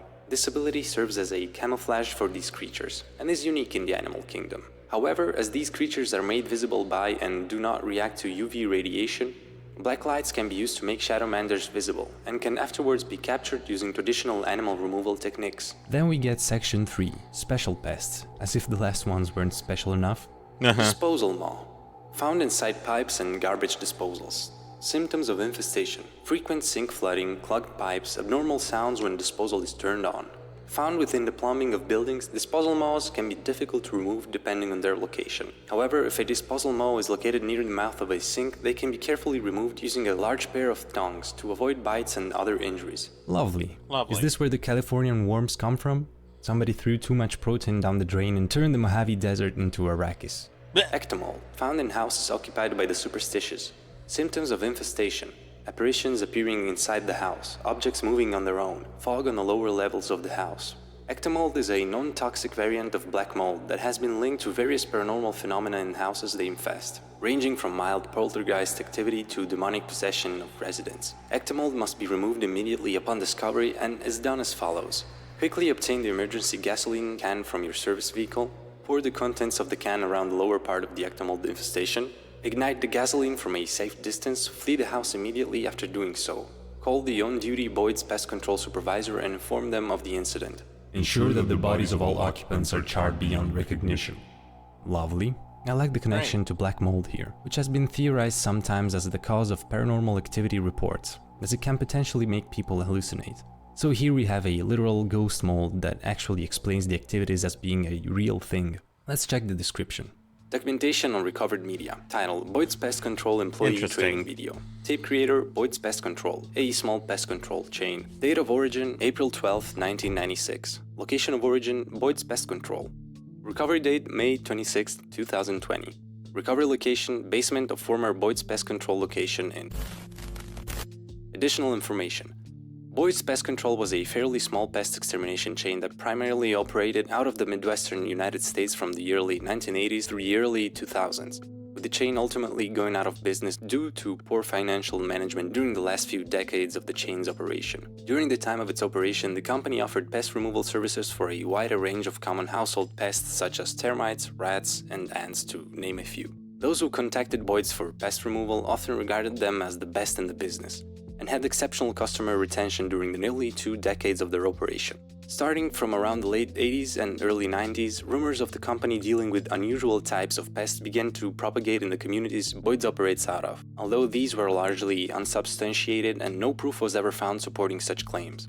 However, a number of customers did notice that the employees of Boyd's carried more equipment that they believed was necessary for a pest removal company, and also observed employees performing inspection routines seemingly unrelated to what they were originally called for. When pressed on all of these matters, employees simply stated it was standard operating procedure to ensure the best possible customer service and would not elaborate further on the matter. The Alliance is currently seeking interviews with former Boyd's pest control employees to obtain more information about the company's practices and the rumors of unusual pests. But all of those contacted thus far have either not replied or declined to be interviewed. Again, pretty much in line with what we have seen up until now. A seemingly normal thing turns out to be spooky. But this fits with my previous observation. Even a simple thing like this pest control service could be turned into a cool mini-series, doing just a tiny bit more of world building and fleshing out the creatures they mention. Maybe adding newer ones or giving us some actual logs from service calls and stuff. It would be so cool to see, in my opinion. As it stands, this is the last upload on the Minerva Alliance channel. The project has been probably shut down, which is a shame. I think it's mostly pretty high quality and shows a lot of passion. It's also weird that nobody has covered it yet, seeing as usually any English language analog horror projects get immediately picked apart by a bunch of channels. I hope this will make you check their channel out and maybe pester them in the comments to encourage them to come back. This whole SCP type setup usually works well for internet horror, so they might have a bit of a golden goose on their hands. For my part, I think I've already given most of my thoughts throughout the video. If you'd like me to hunt more lesser... So that was pretty interesting, for sure. I really enjoyed the Minerva project for what it was trying to accomplish, and I really hope to see more from them in the near future. For now, though, it remains as a general curiosity and a really good way of getting through it. And hopefully we can actually do more with this. Well, I think we've wasted enough time, so we're going to take a short intermission and get ourselves ready for the game. So, get yourself something to eat, something to drink, go to the bathroom and get some chores done. We'll be back in just a moment. Whoops, wrong screen.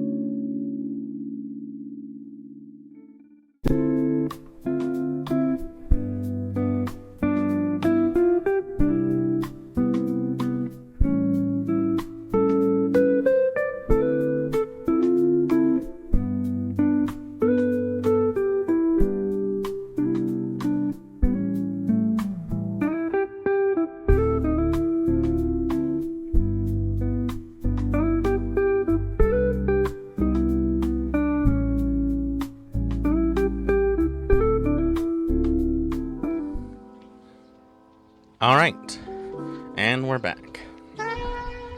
This is going to be pretty interesting, to say the least. So, this game actually looks like it's not that powerful, so hopefully it'll run with a little trouble. Then again, I've been completely wrong about it before. So, let's take a look to see what this does, huh?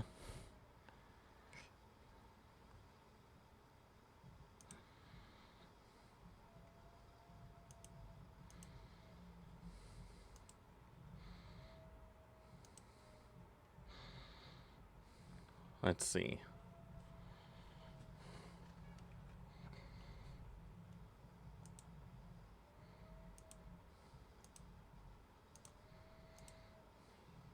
Go. Oh. Okay. This is definitely setting a tone. Meh.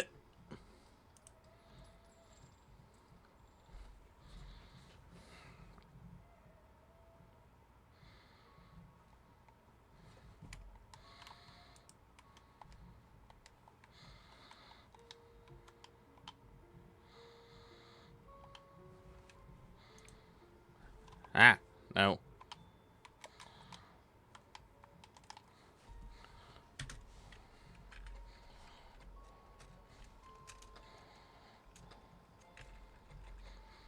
Let's see.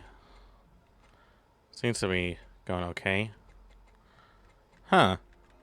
Its resolution is default by 480p. It's interesting.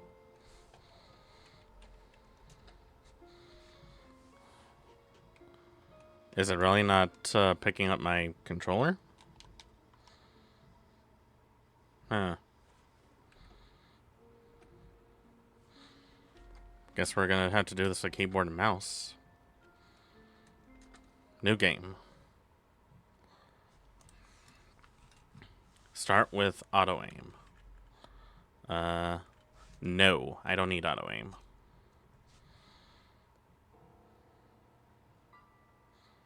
Alright, listen up. Tonight. Oops.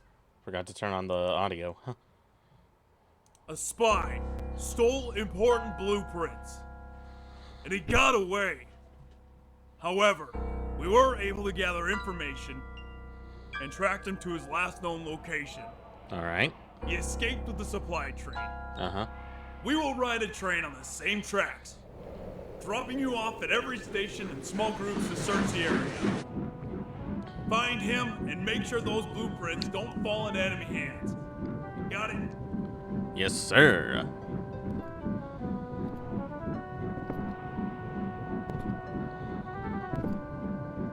Alyssa, the next stop is yours.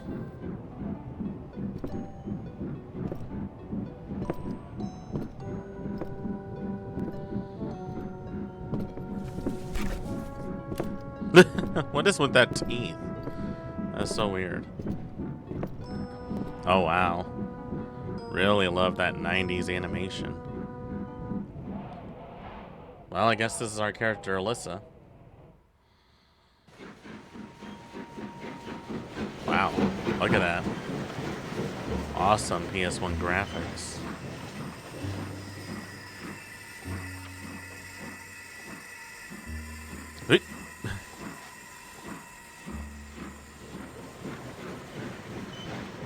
You know, normally a train would stop to refuel and restock. I guess not here.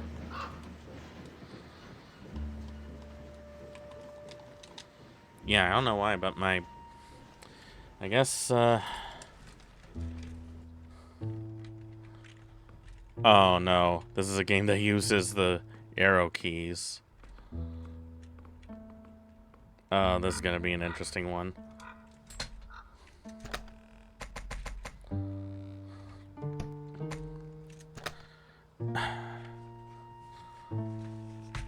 Alright, let's see.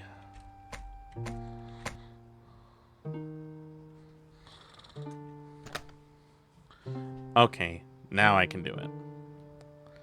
This is a little better.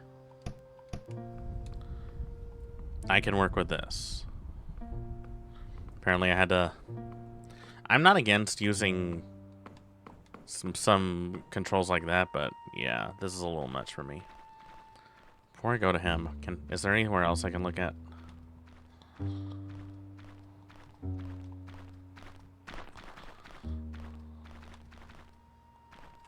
Door won't budge. Cool. Truck hasn't been used in a long time. Nature's already taken over. So this is our aim. You. Alright, this is our character. This is a photo, I guess. It's a professional, lifelike drawing of our target. Yep, definitely lifelike for sure. You found something? What is it? Fresh footprints. Someone must have passed here not so long ago. Let's check those houses further on the road. See if we can find more tracks. Sounds like a good idea.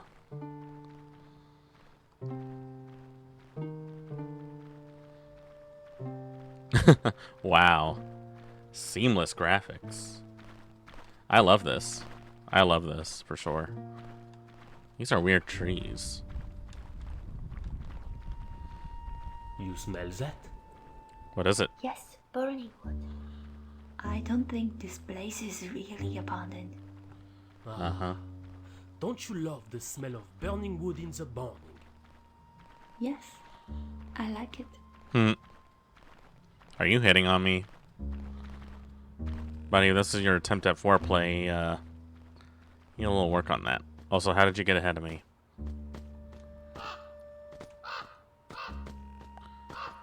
It's the crows. The crows say, shut up. Let's check these houses. See if there is someone who lives here. Alright.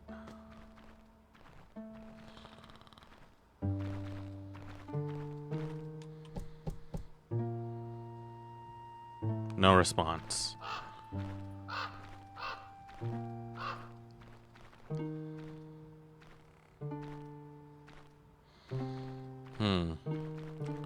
Let's check this house then.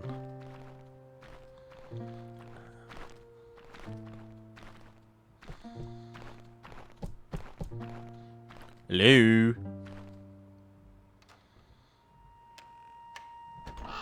Oh, hello there.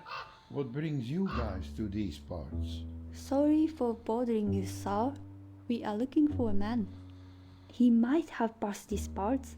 Have you seen a person like this? Ah, yes. Very kind fella. He stayed here for a cup of tea and headed for the forest behind my house not so long ago. You say he came in for a moment. Can we take a quick look around? It won't take long. Of course. Come in. So, are you the only one living around here? Where are all your neighbors? Everyone went to work in the big cities, since factory work was on high demand and granted more work stability. What about you? Why did you stay here? Oh, I'm already too old for that. Aww. Je vois. Even the church is abandoned. Yes, exactly. The doors have been shut tight for quite a while now. So, what do you do during the journée? 2 small pictures of women standing atop the drawer. Just some reading. Blonde young girl bit of wearing a red writing, dress. There's a name or under it. sometimes Elise. I go for a walk Old and outside. gray. Her face is covered in a black cloth. But creepy. D'accord. I'll leave you to it then. Thank you for your time. We'll be on our way now. Oh, nothing of interest in here.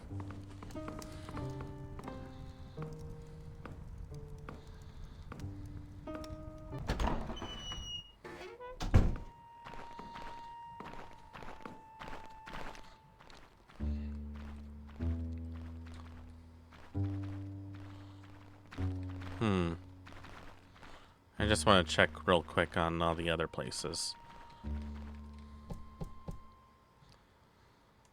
No response. What about this one? No response. Gates rusted shut. Well, can't say I didn't try. And my partner's already stupidly going into the forest ahead before me. Well, so far this is interesting enough.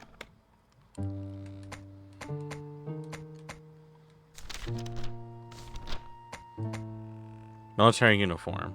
Royal Armed Defense uniform. Feel more confident when I wear this. +5 defense, fast reload.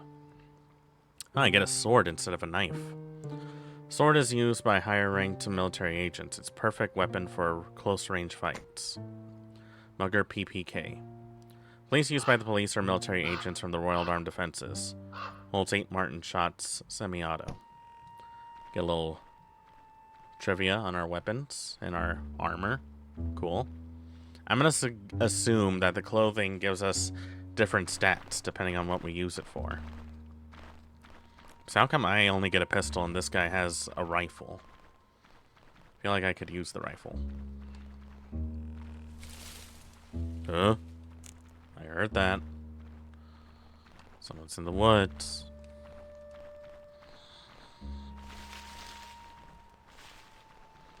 I heard that. More rustling going on. A fork on the road? No, just the illusion of a fork in the road. What's all that rustling going on? My mind is telling me animals, and my body's telling me something else.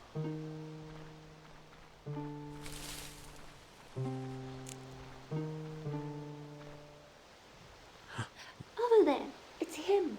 It's him! Halt! Stop right there. The way he runs. I'm running with all my might.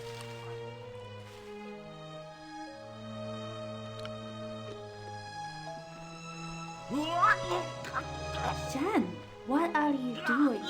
I swallowed my cure-dent. You gotta be kidding me. Oh, Alisa, don't let him s'échapper. Here, use the rat signal in my backpack. Don't worry, I'll catch him. Uh-huh. Freeze! Police!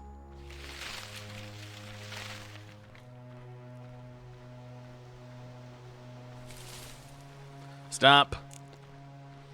Halt. In the name of all things good. Stop or I shoot.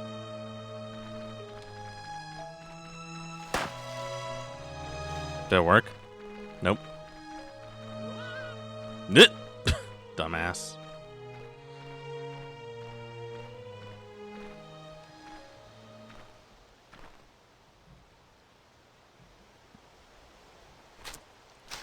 Where did he go? Runs fast for a little guy. Oh well. What's going on? Uh-oh. What's that? What? Ugh. Monsters? I don't like that. Uh-huh. Your enemy's weapon, press sprint or reload to reload. Got it. Oh god. Oh god. Oh god.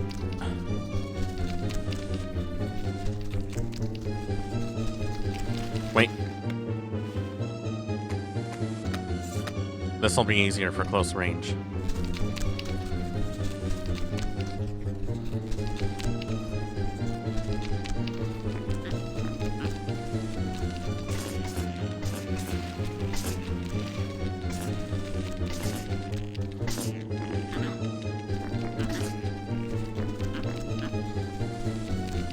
Oh god. Oh god. An actual human centipede. I don't like that.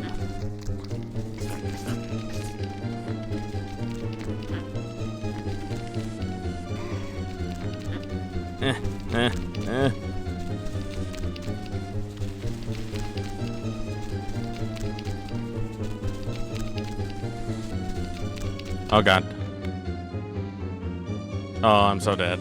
I'm so dead. I'm so dead.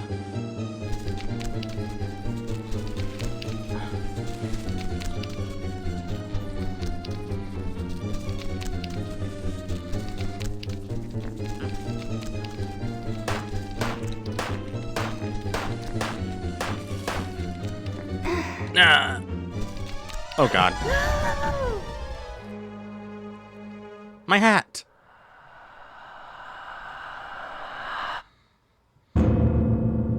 Title card. Okay, that was actually kind of cool. I like that. A game by Casper Cruz. Music by Arisa. Damn, that was a good hat. Well, howdy, partner. Welcome on in. Hope you enjoy your stay. Yeah, that was a good hat. Oh, I'm awake and dressed for some reason. Where am I? Huh? What's going on? What is this? And why do I look like something out of Alice in Wonderland? Jeez, what happened to me? Must have been a costume party. Huh, I can use my fists, I guess. What if I did a fists-only run? The way I walk, that's funny. It's locked. Small night table. Has a drawer. Aha! Well, look at that. A gun and a key. Better take that with me. And a key. Might come in handy. There's also a note. I only did what I was told, but the gun is a little gift from me. Welcome to your new home. Thanks, I guess. I got about 18 shots. So, gotta make them count. Let's see. Blue dress. Woke up with this. Strangely enough, it fits me very well. Lower detection rating, +5 defense. That's not too bad. Let's see. Let's use the key. There we go. Hello? Excuse me. Oh, they did the Resident Evil bit. That's cool.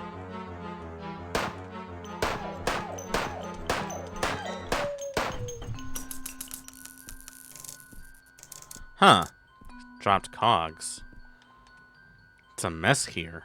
Books are scattered all over the place. Is it one of those monsters? Looks dead, though.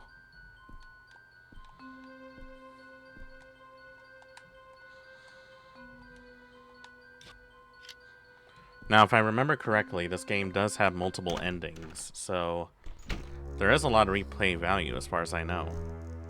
The thing I know about this game is that, unlike most survival horror games where you're encouraged to not encounter combat, you actually need to combat against these to actually get these cogs that you need.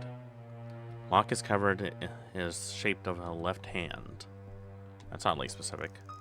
A big painting of a old wise-looking man writing a book while holding a glowing heart.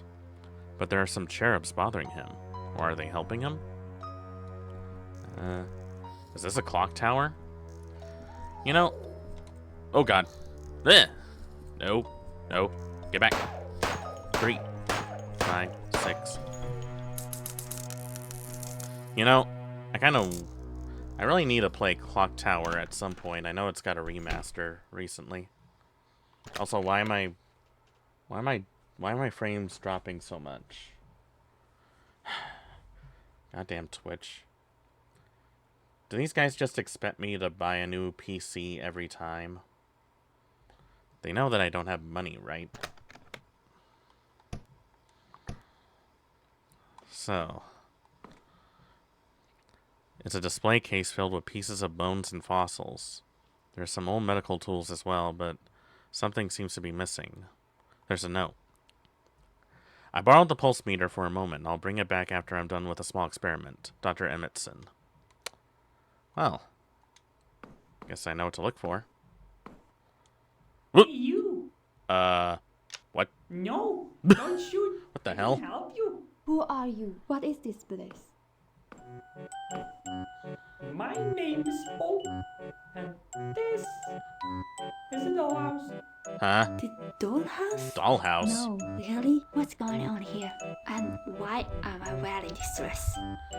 Yeah, why am I doing that? Well, can't help you with that. Really? But if you can bring me some tooth wheels, like this one, I might be able to exchange them for some extra firepower. Hey, don't fool me, Puppet. Tooth wheels are nice. Boy, this is like Fine. S tier quality voice acting. Oh, is this Resident Evil safe room music? Welcome. Let's see, what do we got? We got weapons. So let's see. We can either get a blunderbuss or a sword. That's cool. Dresses. My old military uniform. Cool. We can get some shells for our pistol. Or shells for a shotgun. Or a medical kit. Thank you. Wait, I have to pay to save? Oh my god. No, it's my biggest fear ever. It's a game with in-game microtransactions. No. We're cooked. We're cooked. A box full of Martin shots. That's for my pistol, I guess. What's this? Oh, that's Charlotte. Charlotte? She will take care of your possessions. Now, take a look inside. Okay. Let's see. Does this mean I wear nothing? Ah, I'm naked. What if I did a no dress run? Is that possible? Well, launch from the other side. Typical. Box full of bob shells. Okay. Well, at least I know what to look for. So, we actually need to start killing dolls if we want more of those tooth wheels. Lock looks like an eye. Okay, so this really is a Resident Evil. Cool.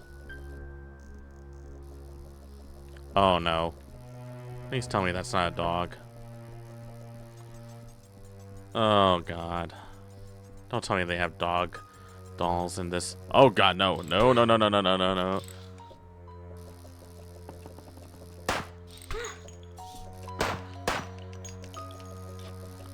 Oh god. Ah! I can't. What am I supposed... Jeez. That was very unbecoming. Oh god. What's this? The door won't budge. Seems to be stuck with a strange-looking metallic root-shaped decoration.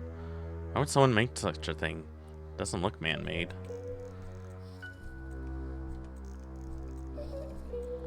Oh god.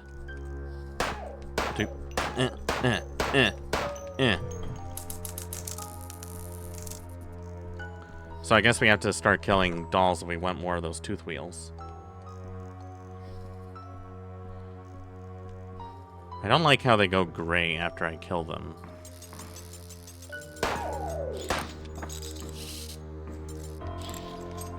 Oh god. Ow. Yeah.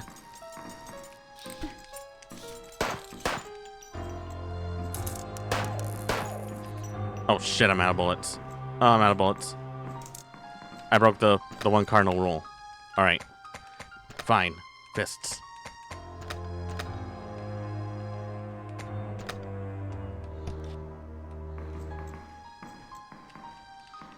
I need bullets. So give me bullets. Oh god. This is awful.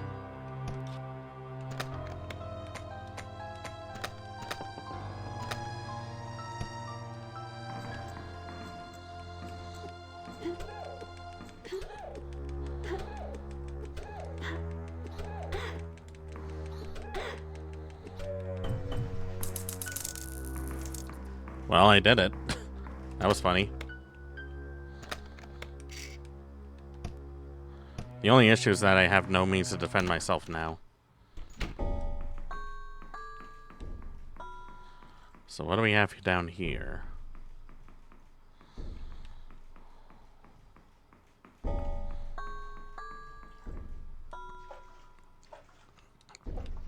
A strange-shaped glass pod is floating on the water. There's a piece of paper inside that reads, "Why did you turn the soil into water and lock us up in the dark? Doesn't matter anymore, we're glass now, and the water's our home. Please, someone, bring us to the wide oceans so we can swim free forever." Why did you kill the doll? She was just about to show you to your room.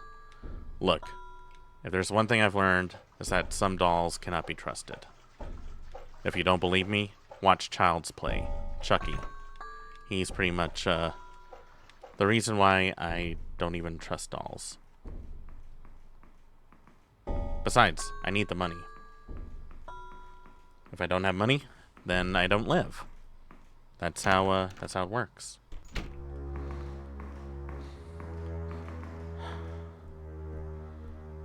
I'm definitely gonna need something, though.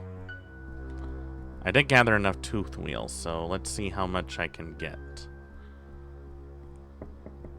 I still can't believe I was able to punch it with my fists.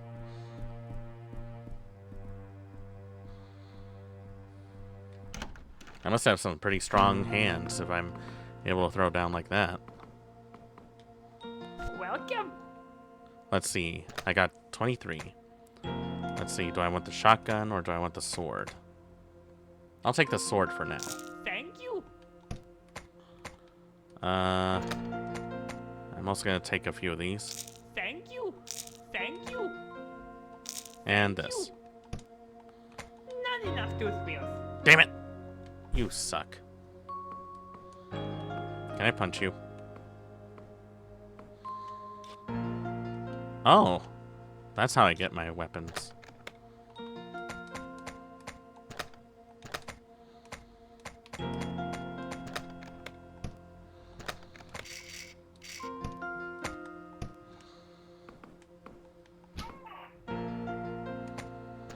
Oh, here we go. So I can only carry up to 2 weapons at a time, which is fine.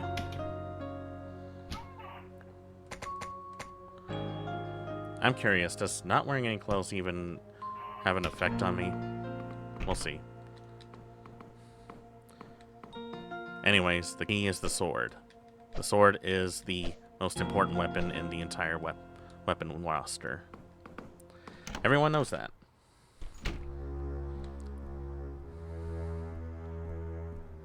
Imagine if Leon or Jill had a sword instead of a knife. They probably would have been able to clear the whole place without even using their guns. Makes you think, you know? Let's go over here.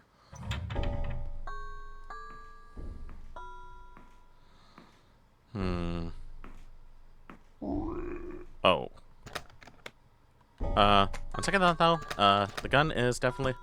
Why neglect a gun when you're given it, you know? Just give me a minute. Just give me a minute. There we go. Oh god. Oh god. No, no, no, no, no, no, no, no, no. No, no, no, no. Oh shit, I forgot to reload. God. Oh god.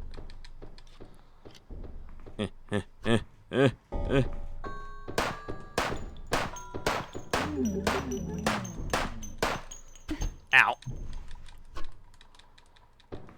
Get up. Oh god. Oh, this is... No. No touch. No touch. Oh, I'm already dead. No touch.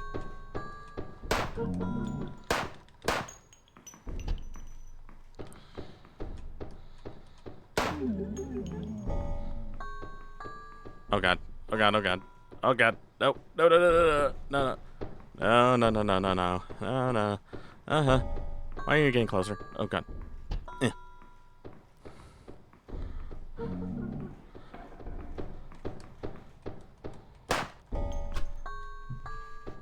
Oh god. Oh, I'm dead. No, I'm dead. Damn it. Fuck!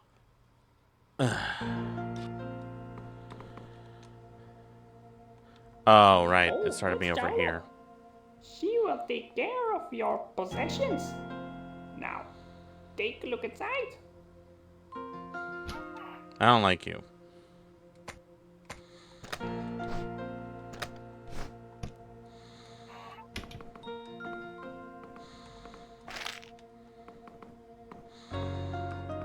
Alright, I think I might need the shotgun this time, so I'm actually gonna try and get enough for the shotgun, if I can.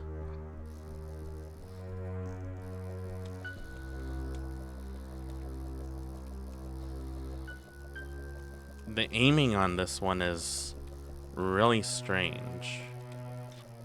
It's not exactly bad. I'm just more used to auto-locking when I can. Oh, Lord.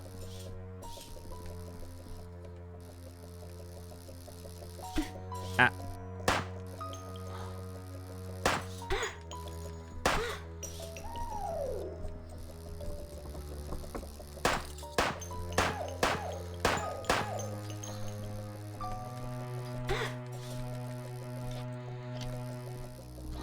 Oh, God.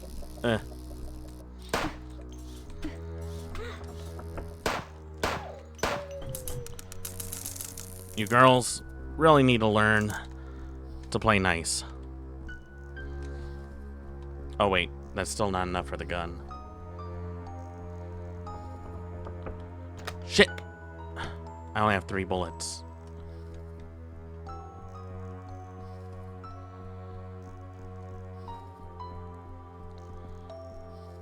Well, this is a real cluster.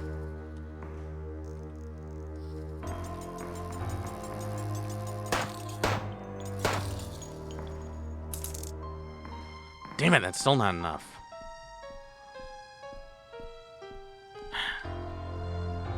Oh, God, why? Alright, well, let's get the sword, I guess.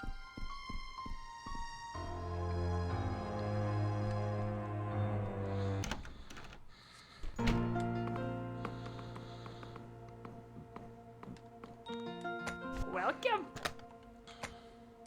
Thank you.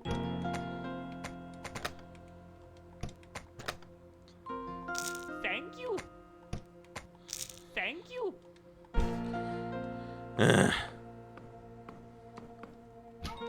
Damn you and your microtransactions. You ungrateful little piece of shit.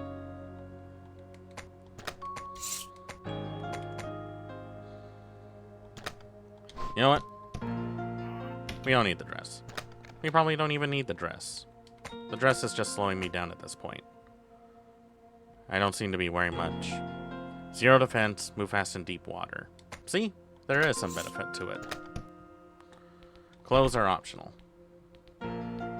Although I don't know why I'm standing on my tippy toes like that.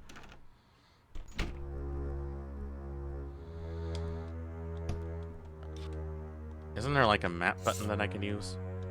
Oh, this is interesting. So you can actually swap between your weapons with a single button push. That's actually pretty handy. I like that.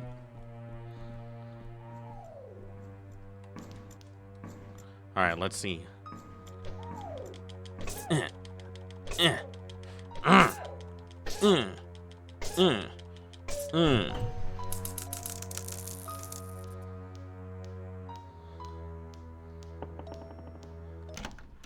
Okay, so this door was opened.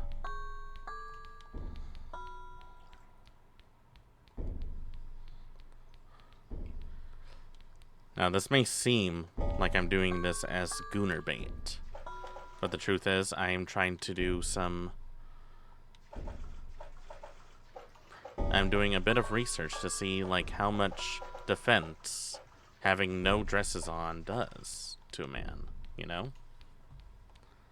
You know how sometimes when... You remember how Goku, when he took off some of that weighted clothing and he was like 10 times faster? That's basically what I'm trying to do. Another staircase.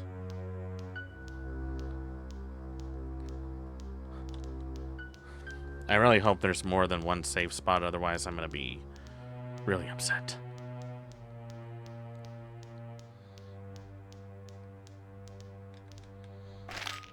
Box of Martin shots. Cool. Well, at least I got enough for my pistol. But I'm going to stick with the sword for now. Locked. Lot looks like the shape of an eye. A lot of stuff that we have to do.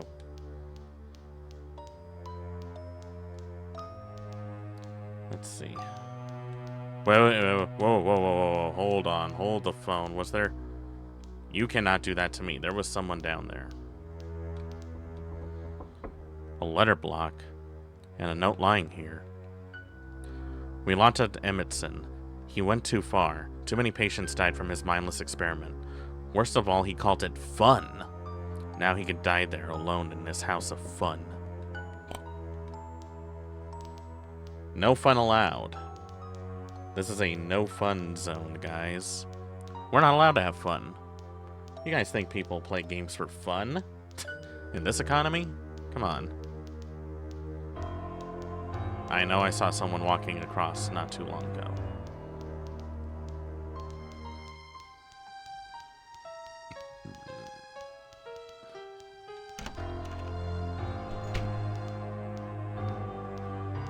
Now, it doesn't seem like enemies respawn, which is a good thing. There's another door over here. Some kind of wooden puzzle attached to this pillar. A small handle is stuck on one side. It looks like a key. I should try and get it out. Let's see. How do I do this?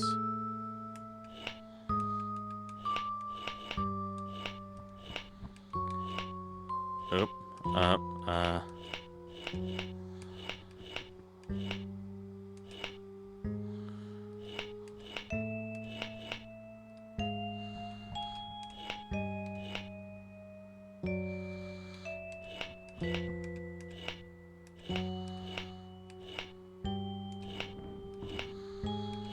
This is a little awkward, the controls here.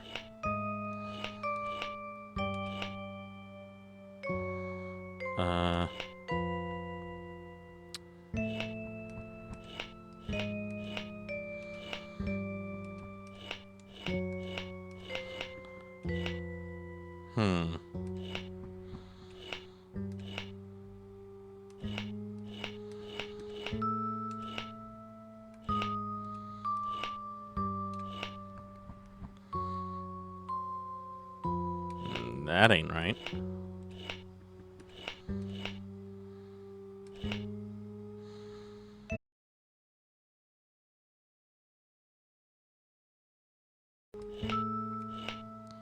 Okay.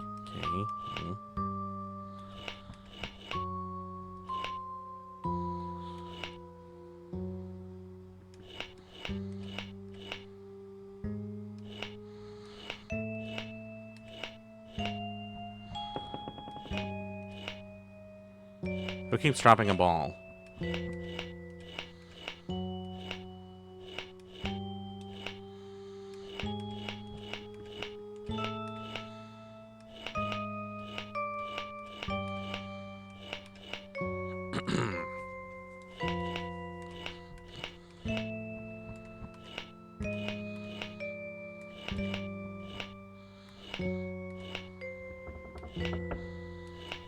I hate these puzzles.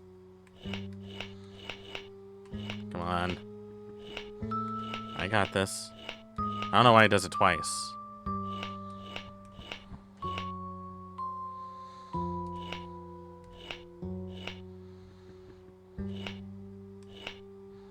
This is definitely the wrong piece.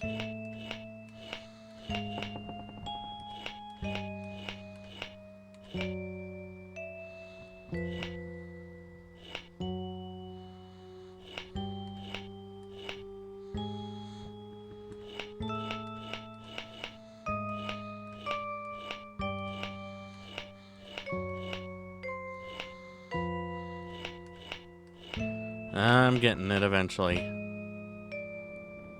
Almost. Let's see.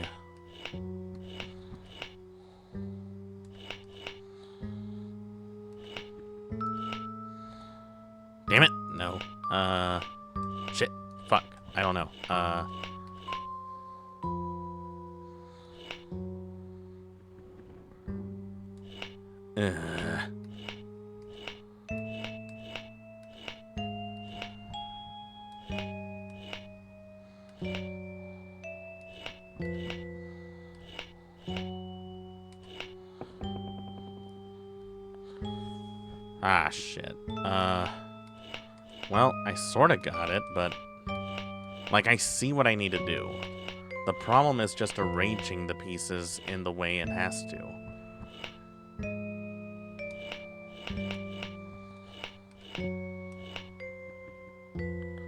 Let's see. I think I see the solution.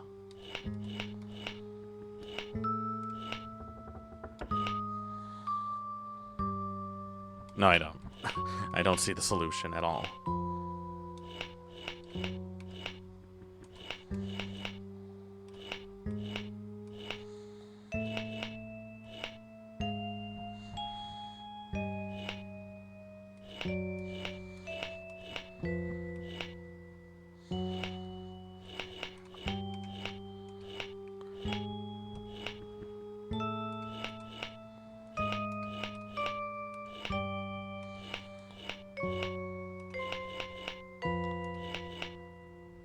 What? Why does it move twice? I'm only touching it once. That sounded wrong.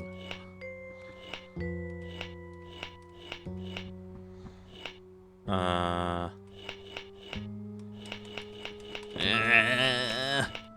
am I so stupid? Why am I so stupid? It's a question that has no answer.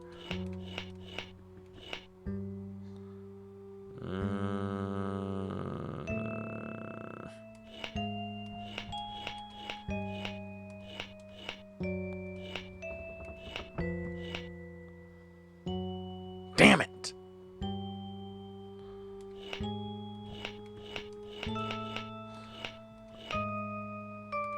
Oh, wait. I think I got it.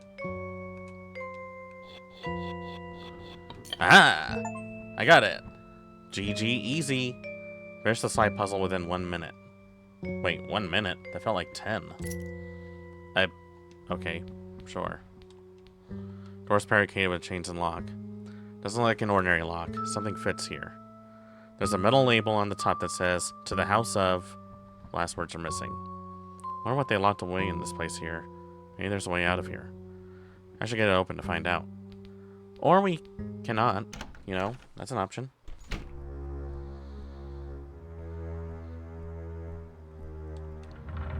Alright.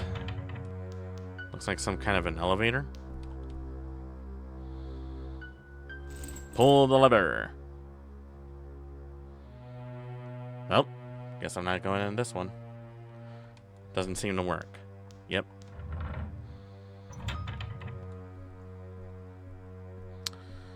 Well, I guess I have to go in there for some reason, but I really don't want to.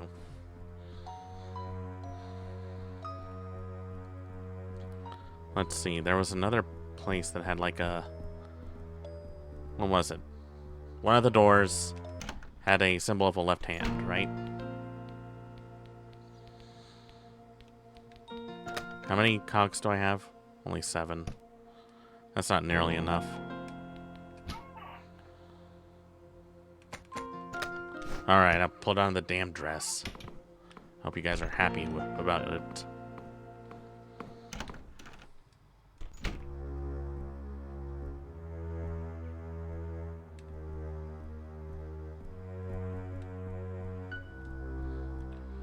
Let's see. Alright. Alright. Hold on. I have to go to the bathroom. I'll be right back. You guys just chill out here for a minute.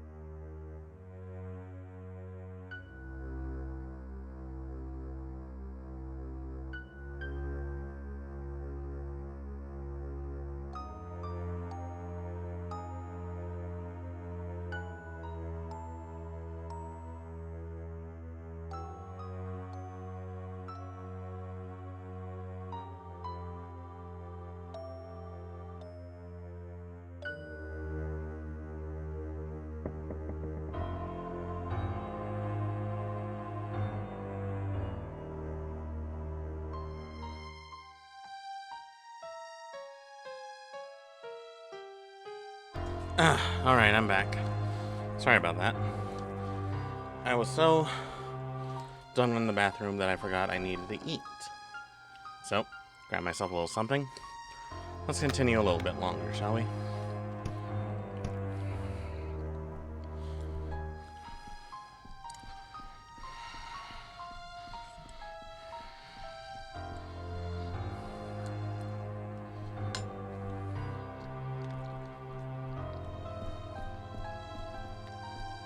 If I remember correctly, there was this store that required a left hand, right?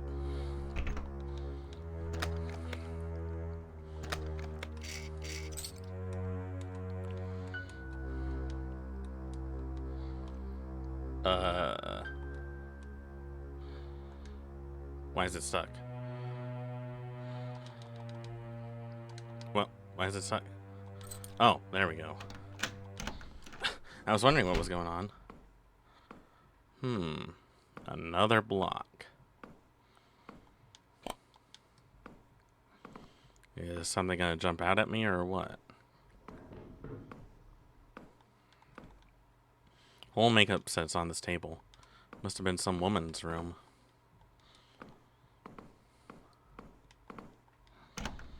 Is there anything here? Closets full of clean sheets and towels.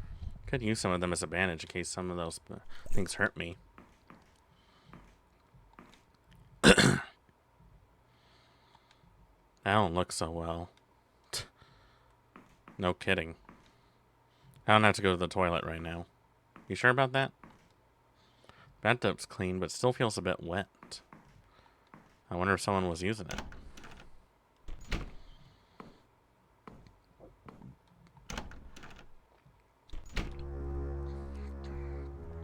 Well, I think we delayed this long enough.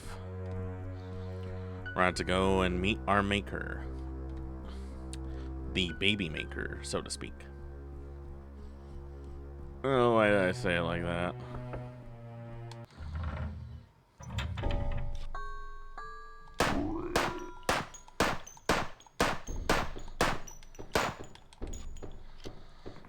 Oh, God.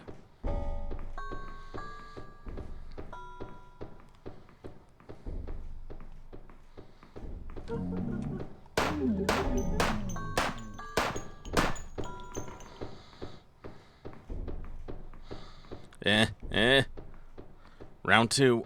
This time I got this so far. Oh, God. I don't got this. I don't got this. I legitimately don't got this.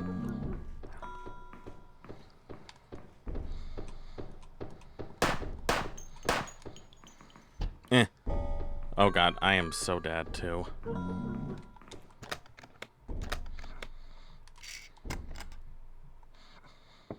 Just give me a minute. Just give me a minute. Just give me a minute.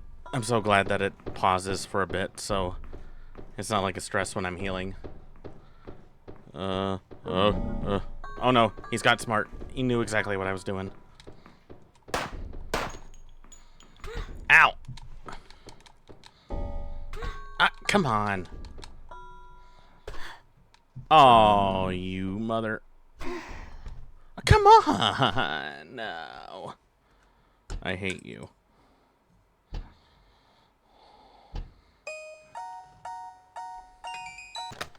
I hate this.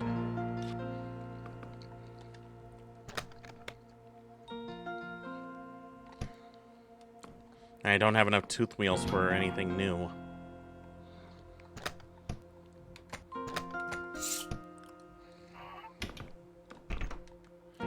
So what am I supposed to do?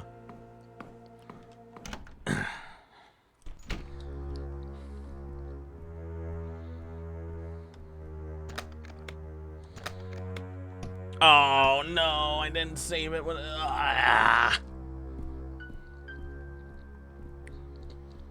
I have to do that stupid puzzle all over again.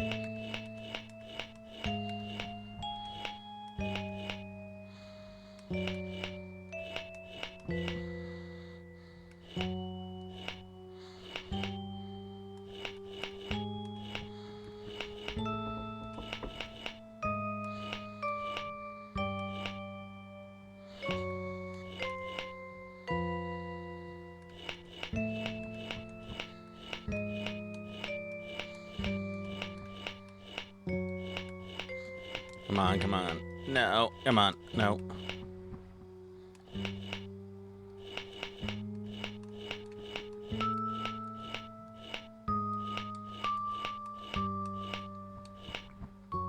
Come on. It's something.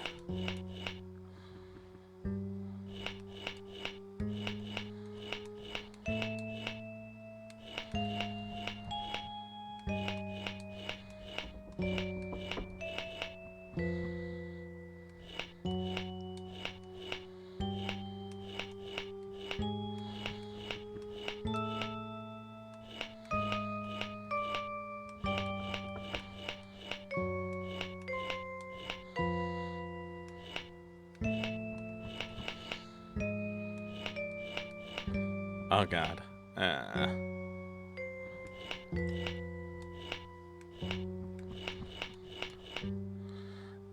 For the love of all that is holy.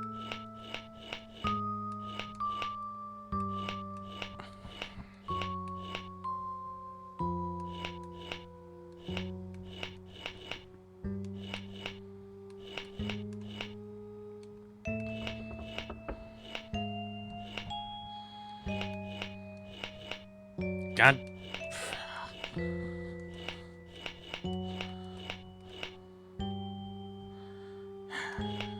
Let's see.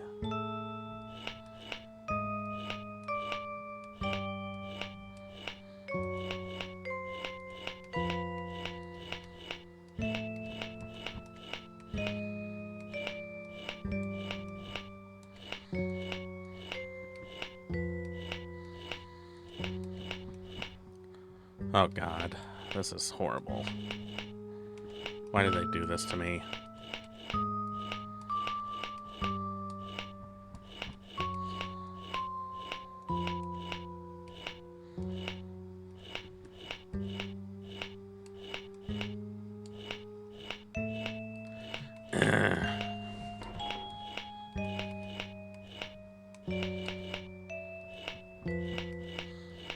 This is my hell. This is my personal hell. This is my personal hell, and I don't like it. Okay, I got that.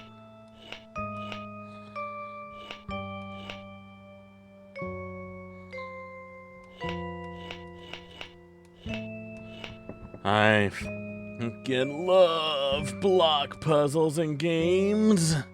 Can't get enough of them. Oh, that is so true.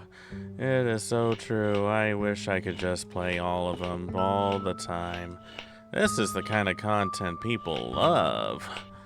This is the kind of content people pay for. Not that I'm getting paid for any of this anyway, because I'm not an affiliate, but that's besides the point.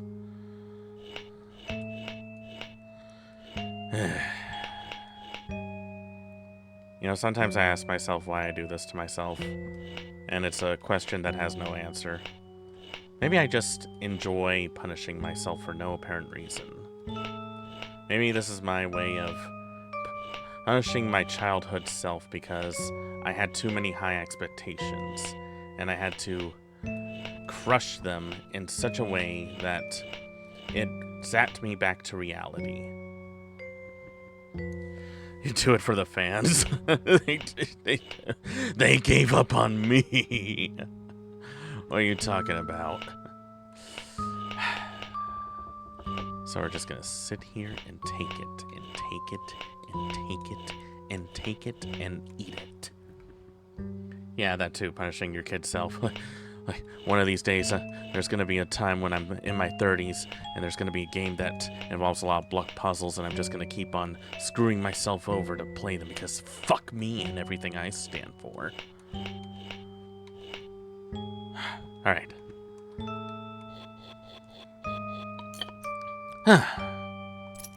There we go.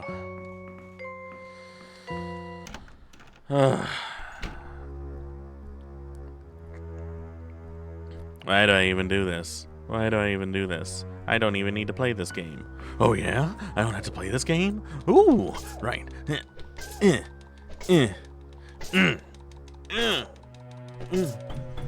it worked. Or not. For that scene in Onimusha. Yeah. After like, what? 6 attempts? Yeah, it kind of worked after that much.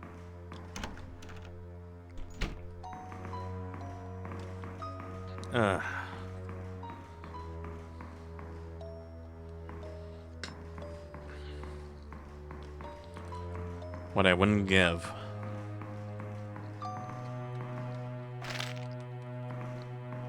What I wouldn't give for $3 million. At least you're not in a timer. Oh yeah, the timer that was so nerve-wracking that I drowned 7 times. Which, you know, that's your... Hey, I saw that. I know you are right there, you son of a bitch. I know you. You are not going to escape me this time.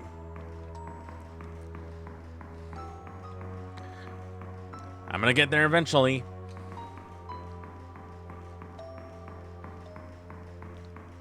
Alright, he's somewhere around here. Nope, he's gone. Okay.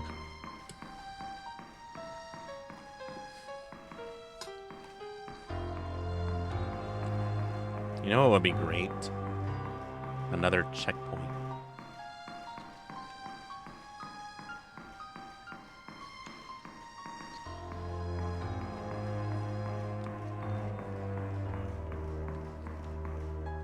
I suppose logically speaking. Okay, let's see. We got 2 people with swords here, and 2 places that need a medallion. So I know exactly what kind of puzzle this is. Uh-huh.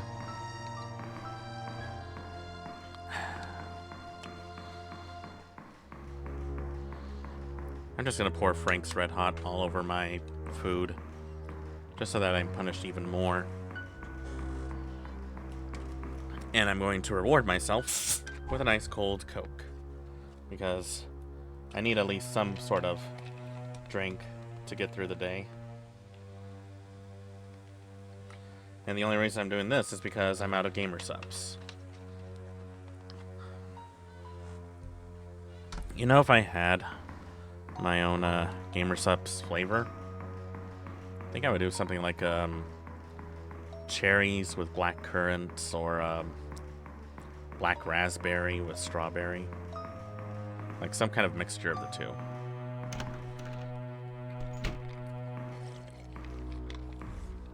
I feel like that would work. Okay, before I take on the giant baby of death, I should at least stock up on ammo so that I'm somewhat prepared for the worst.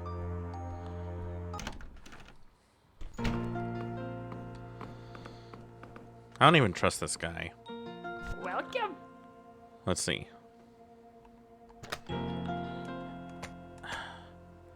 I'm 15 tooth wheels short for a blunderbuss. Thank you. Thank you. Thank you. It cost me all of my money just to get some extra ammo and a save. Well, it's time to die, I suppose. Oh, right.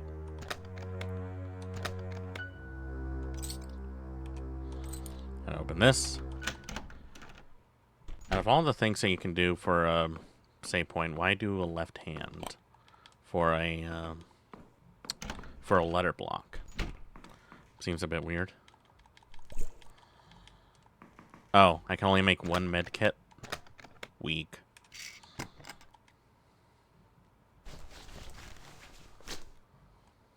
Alright. Somewhat full health. I don't look so well. Yeah, I look like shit. You ever woken up one day? I'd rather have woken up on this bed instead. No kidding.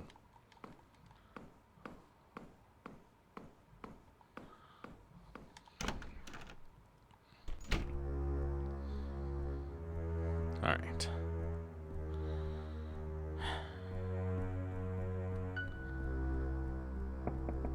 I won't give him credit where credit is due, how this kind of looks like the opening of the Spencer estate.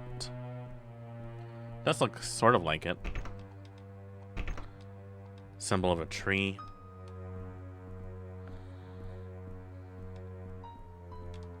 Is there anything here? Nope.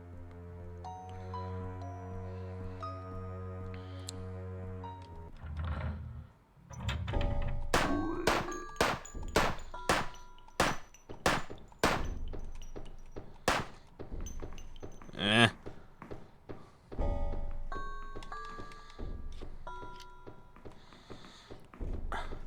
Baby, no baby.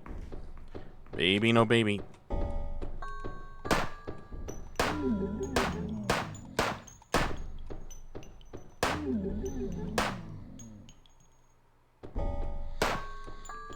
Oh god. Whoever came up with this design is an asshole.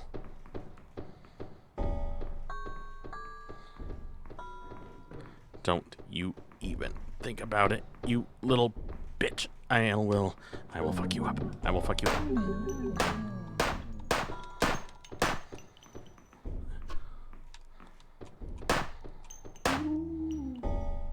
Oh, thank God.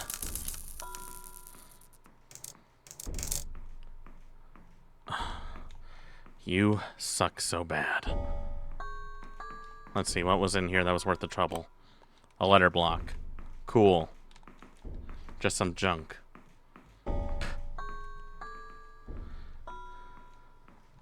Food on the table is made of wax or something. Looks quite real. So it's fake food? Just an old oven. Who are you to judge? Some of them could be used as medicine. Hey, nice.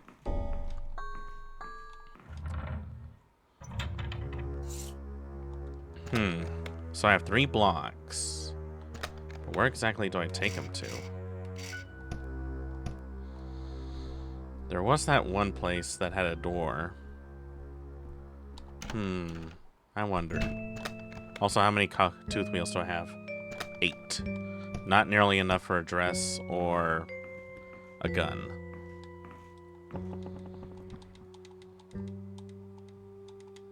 Alright, let's see. We're gonna fill these with the blocks. See what happens. Let's see.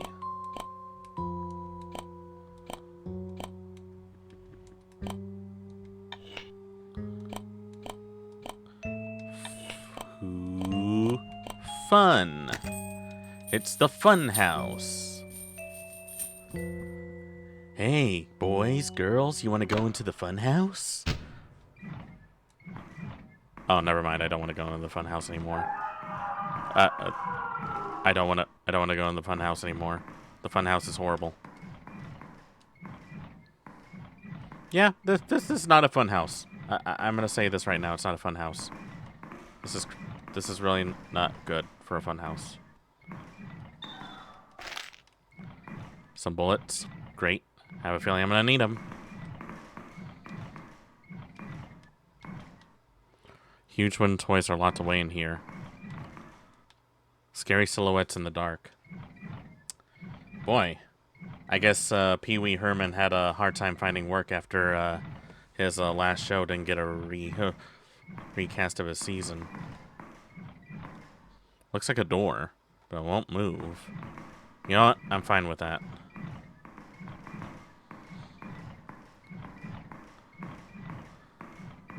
Well, it's definitely unsettling. I'll give him points for that. Nope. You stay the F back, dickhead. Oh, you gotta be yanking my chain.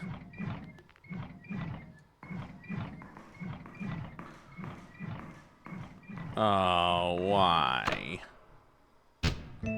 Why would you do that? You know I'm gonna fail it the first time.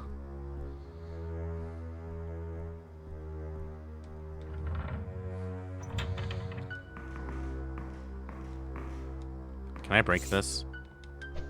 Nope.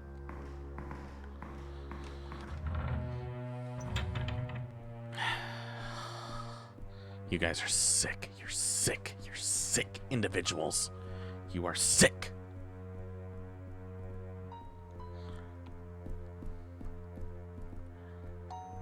I'm not even gonna try it without saving.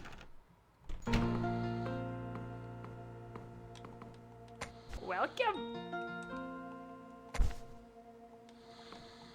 Welcome. Thank you. I hate you.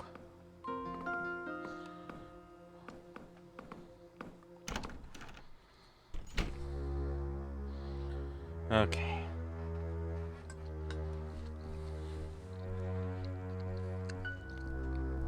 Okay. Let's cut the shit.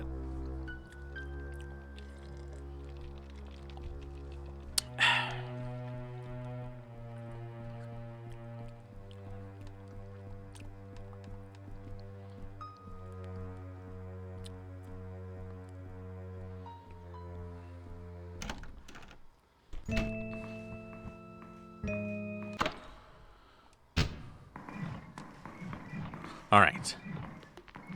You know what? Maybe this is gonna be easy. Maybe I'm making this harder than it really is.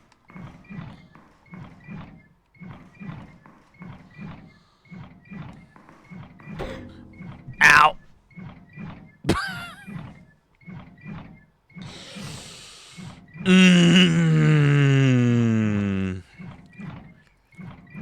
Okay, that hurt.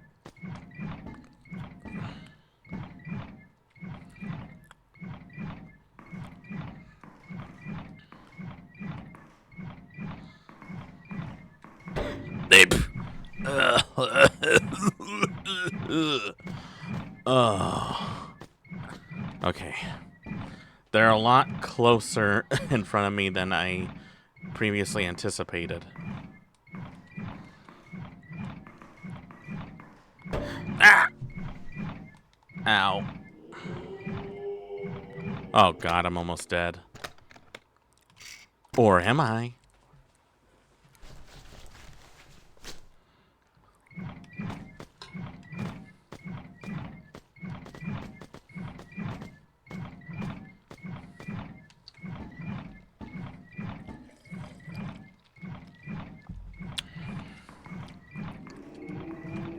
Okay, strategy.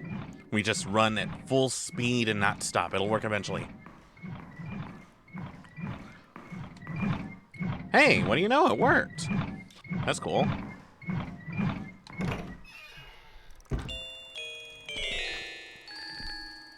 I don't like this. Hey, what the? Oh, fuck. Oh, God. What the fuck is that? Oh, fuck.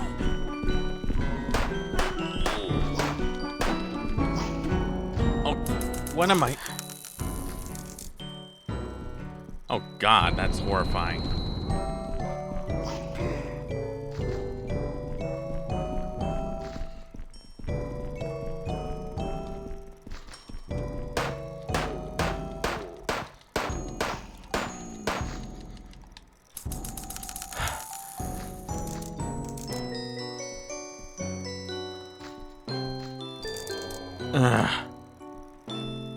Fuck you. Oh god, what is this? No! I gotta do all that all over again. Why?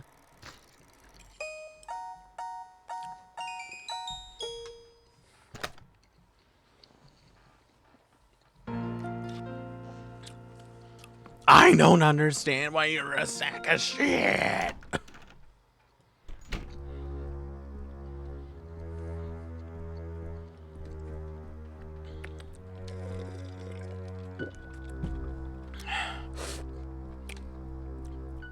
Now I wish I just saved that soju. I'm probably gonna need it after this.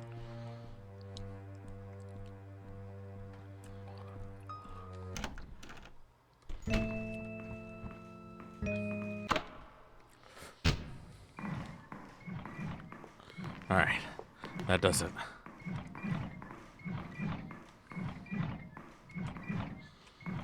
Alright.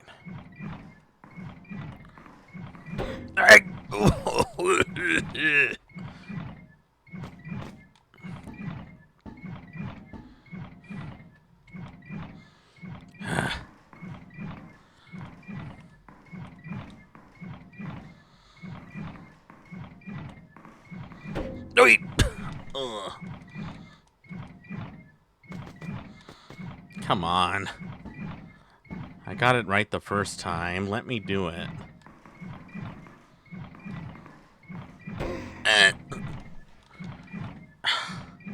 How are you expected to gauge the distance between them?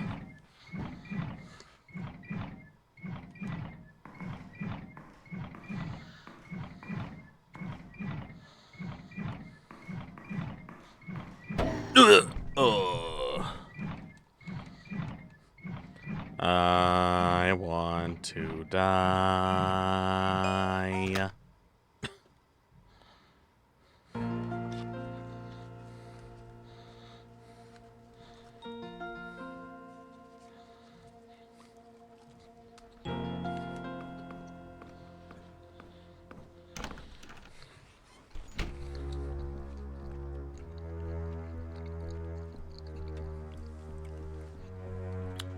You know how, people say rip the bandage off fast so that it will hurt less? This is what it feels like. Except they are ripping it off. They're just ripping it off perpetually. Like, non-stop.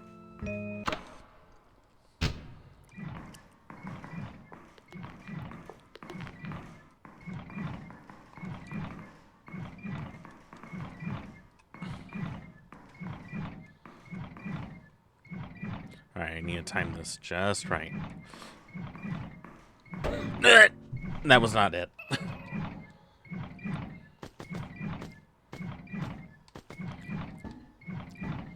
I was able to do it right the first time.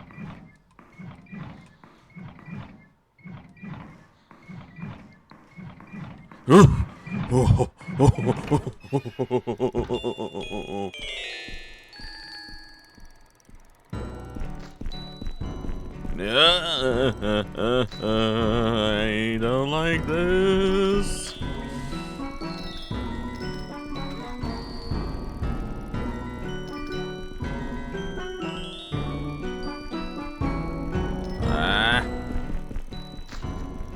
This is the worst circus performance ever. Ow. Ow. Ow. Ow.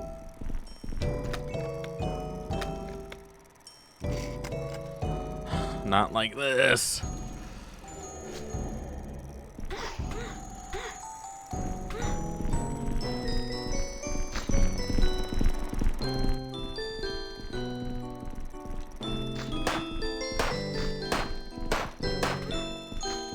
Ah!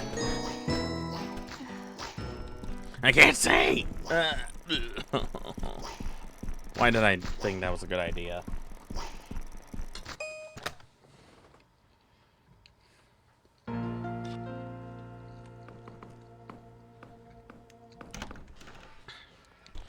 You may be saying to yourself, so, Swordsman, how do you like your game right now?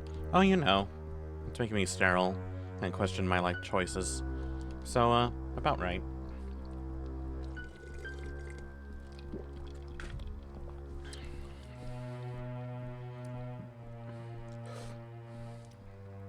I am not giving up. I don't care how long it takes.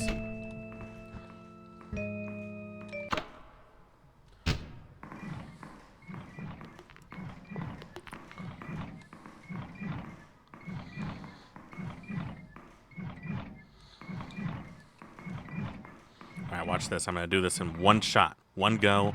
No mistakes.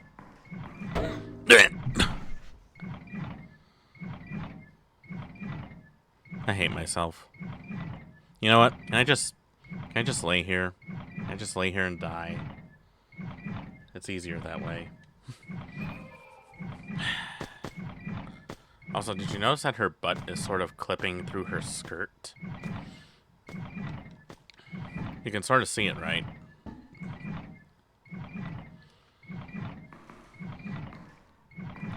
Her cake is so massive that the clothes can't even contain it.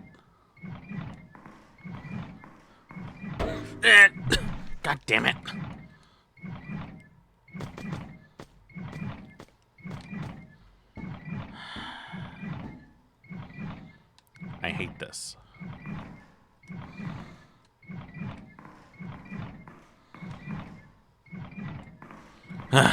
There we go.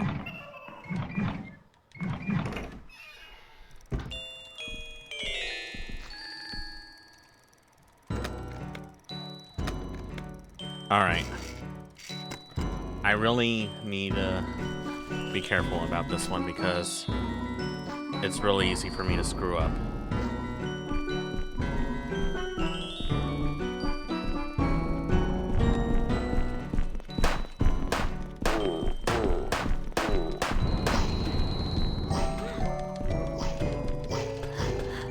Come on. Ah, come on.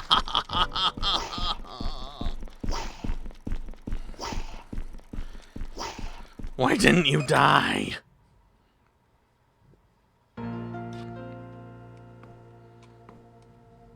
Damn it. He knew what I was trying to do.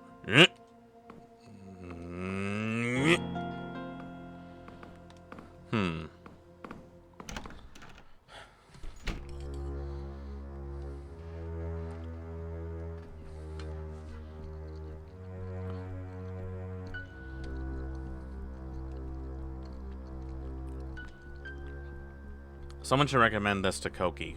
Like, I need someone to suffer with me on this one. And I feel like she would be really good at this because, you know, she was really good at Resident Evil, supposedly. So, maybe she would be good at this. Or maybe she wouldn't, and she would fail miserably and cuss a lot, which is all we all want to see.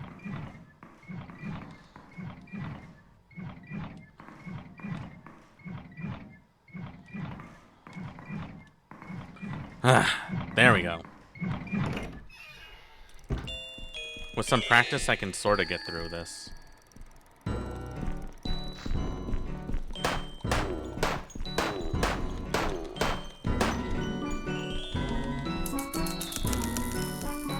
Oh god, that is horrifying.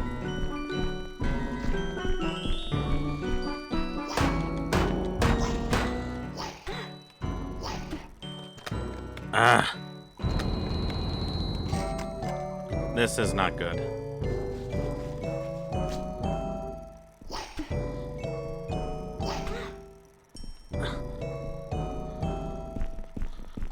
Just let me at least get a little bit of distance from you.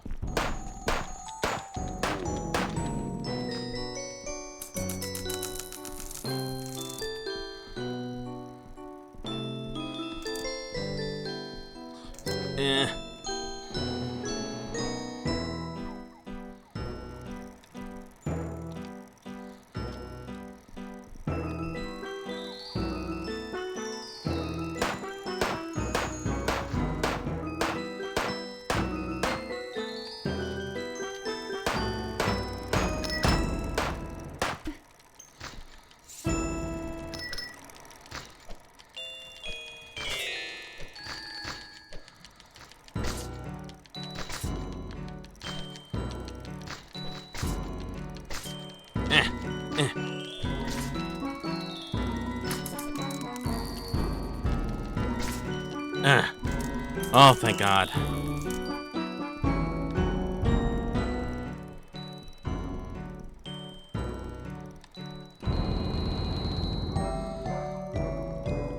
Alright, you know what?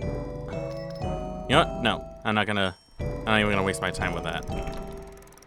Lot, shape of vertige.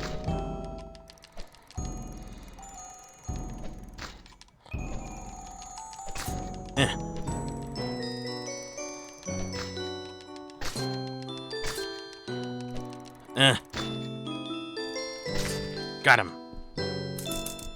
Ah, fuck. There's a monkey. There's no way I'm gonna fight that with a sword. Are you crazy? And what are these guys doing to yelling around?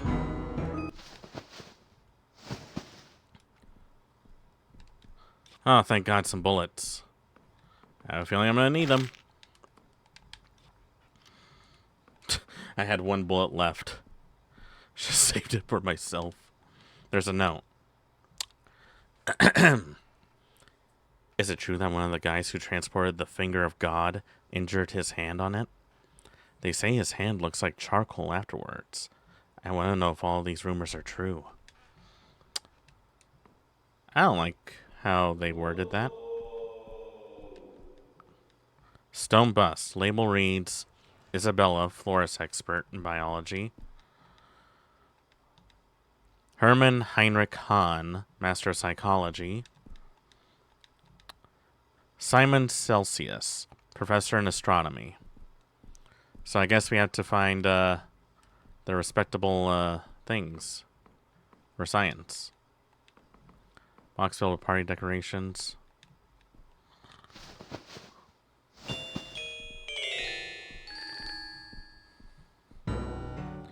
I know I'm probably gonna have to fight the monkey, but I really don't want to.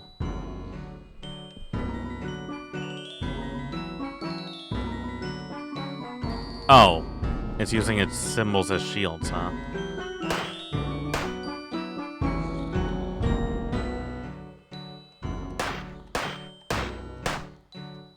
Really?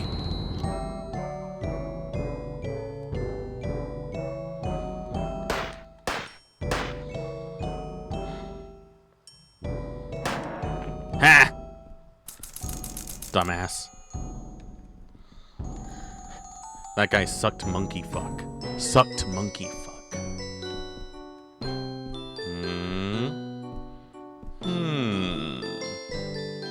I don't like that.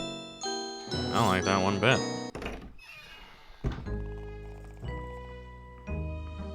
I hope I don't run into a boss. That's the last thing I need right now. Ow.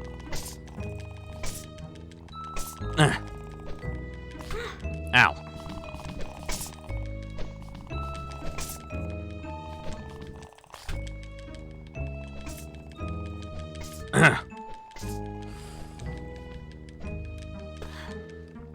You know what? Fuck you. I'm not doing this.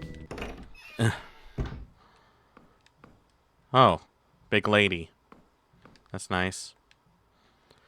I know this is not the most cheerful job in the world. Don't stare at the clock all the time. Try and get some sleep. Maybe count sheep or something.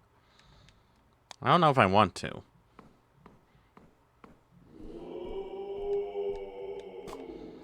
Red cone hat. A party hat.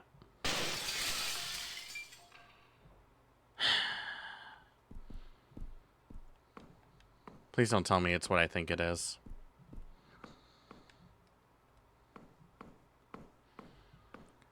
Fuck me.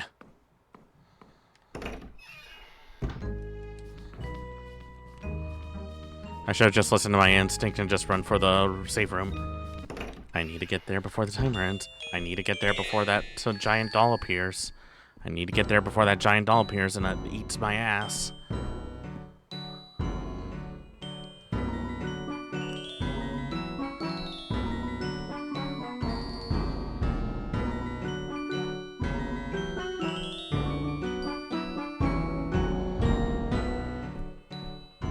I am so done. Oh, right. I forgot.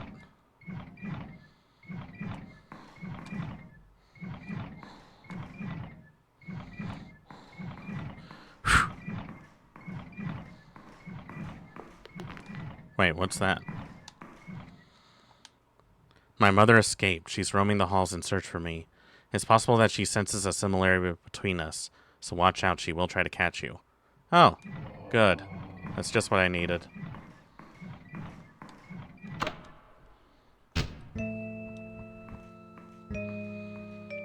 So what the hell does the party hat do?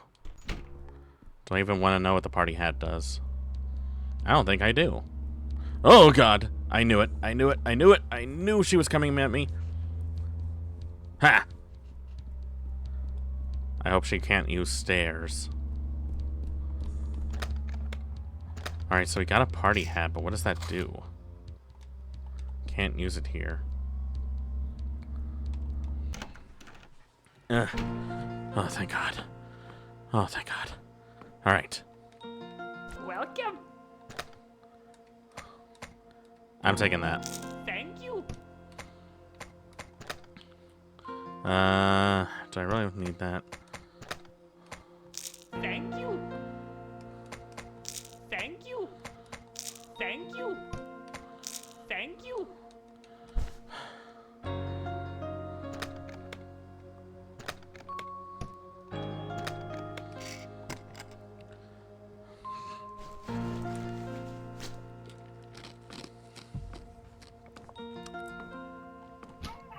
Alright. I don't know if this is a good idea, actually. Okay, you know what? No. I need to keep the sword with me, so how about this? I will keep the blunderbuss, considering that this might be my best line of defense.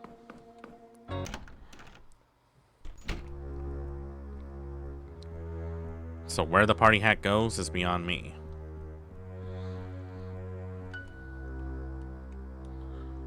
Is she still there?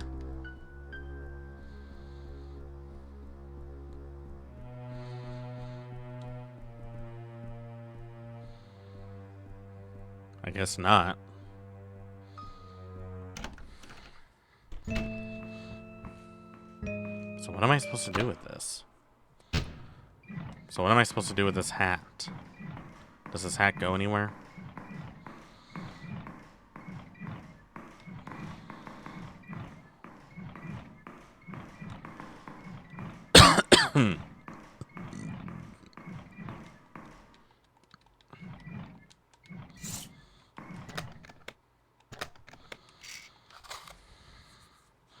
Nope. Well, can't really use it anywhere now.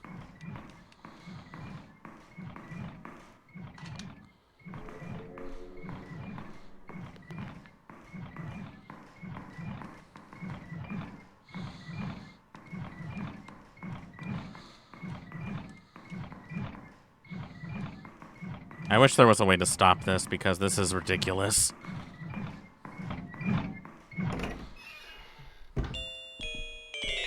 Alright, so I got the party hat. Now it's a question of where the hell does it go?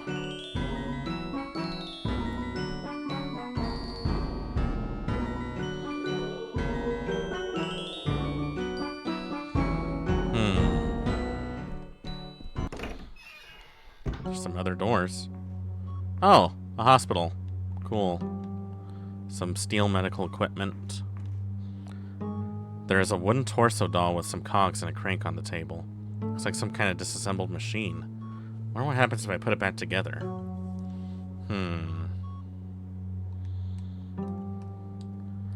Let's see.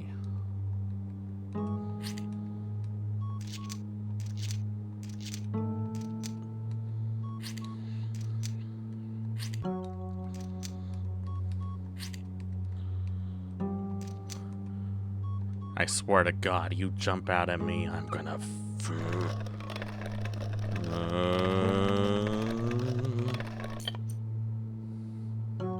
Oh. A cage key. Cool. Oh, I thought that was something else I could pick up. Clean porcelain sink. Closet with chemicals, nothing useful. Picture of human humanity. Letter laying here. We received a letter from the Manor of Tides again. There's no stopping now. All the experiments will be not for nothing. We are too close to finding the answer. Barbara. The answer to what? Filled with old medicine. Well, might as well use it.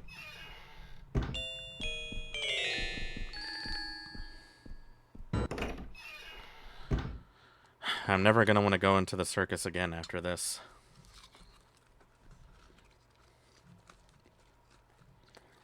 Which is bad because I'm a big fan of Cirque du Soleil.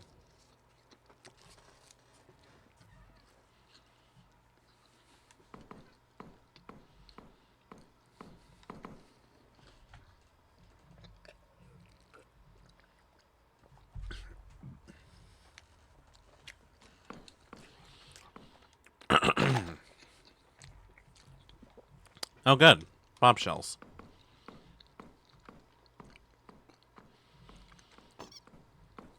Oh, well. Well. At least we know how powerful that is.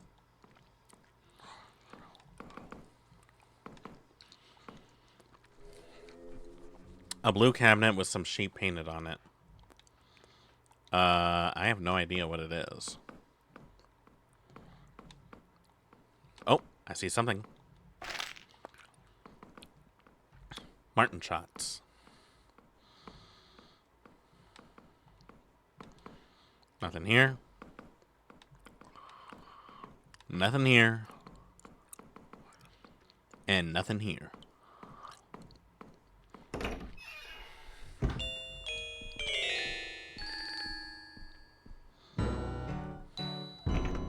Locked. Shape of a bird cage. Oh, I got one.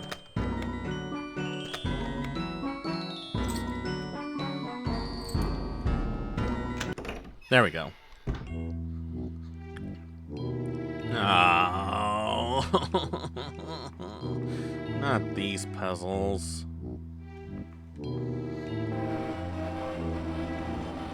Great. This is just what I wanted. Okay. Fine. I'll play your game. I'll play the shit out of it, you little motherfucker.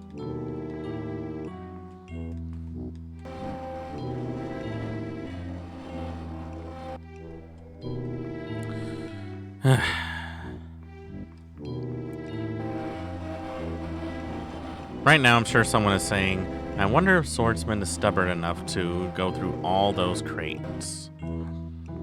And to that I say, you obviously don't know my channel that well.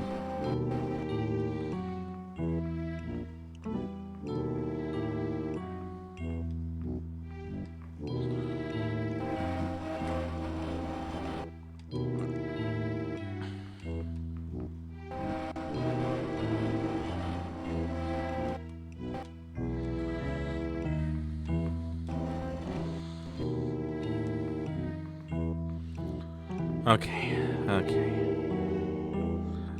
Just need to make sure it's flushed a bit.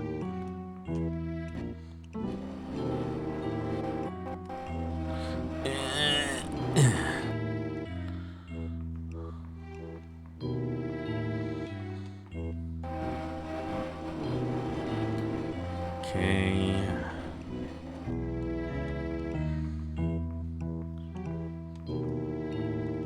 I have a feeling I'm gonna need to unlock that door at some point.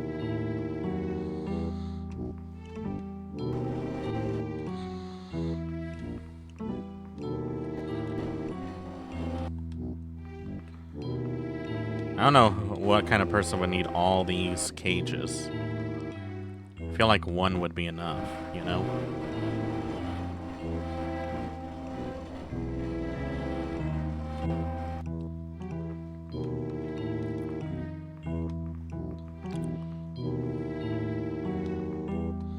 Ah! Oh, I hate you. Oh, you gotta be kidding me. Ah.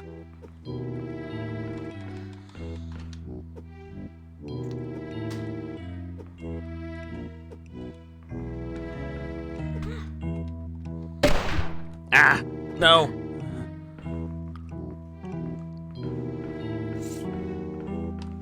Oh, crap.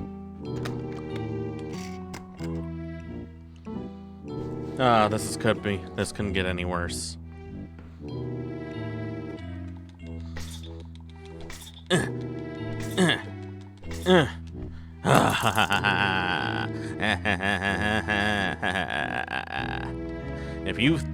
If they didn't expect me to kill these puppets via sword, they clearly weren't paying attention to my name.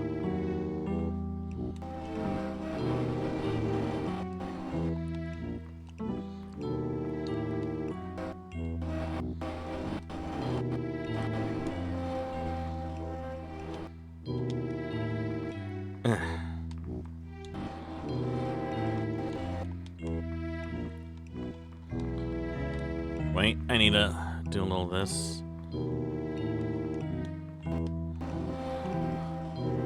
Whoever thought it was a good idea to put a Jack-in-the-Box as an enemy, to that I say, fuck you.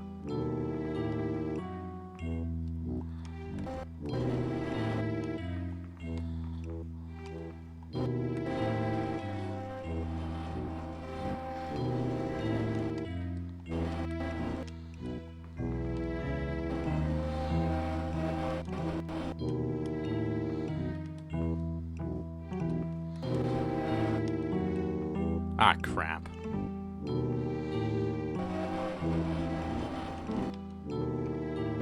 I almost got it. I almost got it. I almost got it.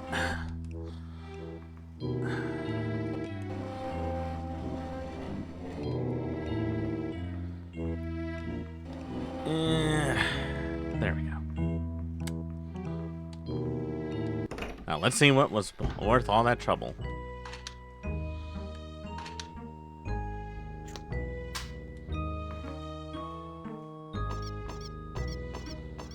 Oh god.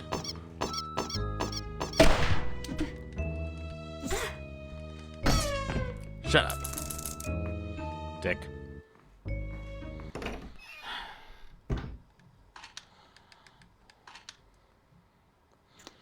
Getting the blunderbuss probably wasn't the best idea.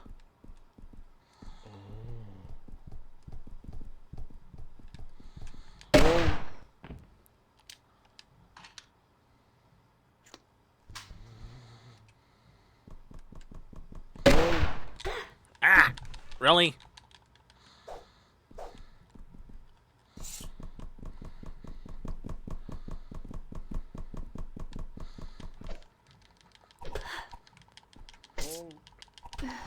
Oh, you motherfucker.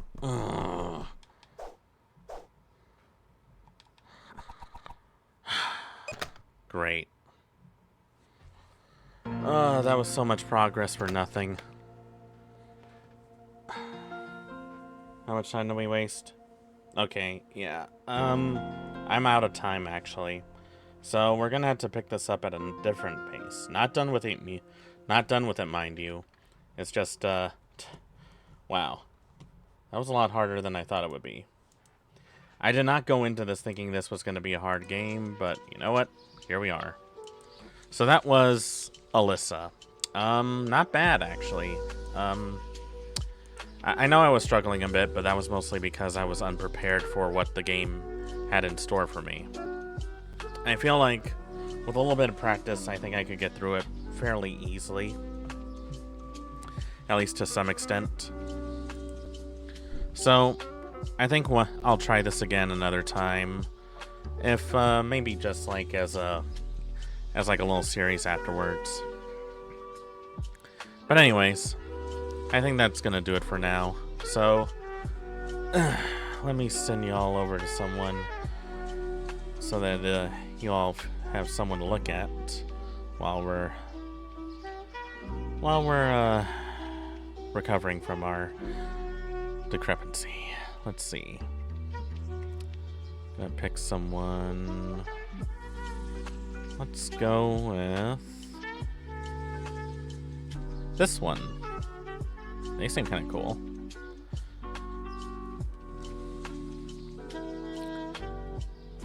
Yeah, let's go with... We're gonna pick a random one.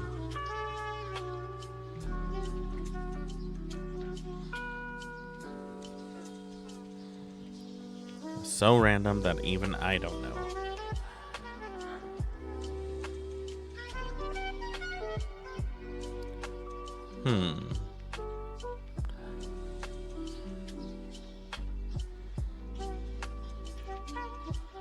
I think this one will do. Alright, I think that's gonna do it. And I'm gonna send you guys over to this person, Nieko. Thank you. That'll be an interesting watch. Oh, never mind. I can't raid into them, apparently. So, let's raid into someone else. Again, completely random. Let's go with...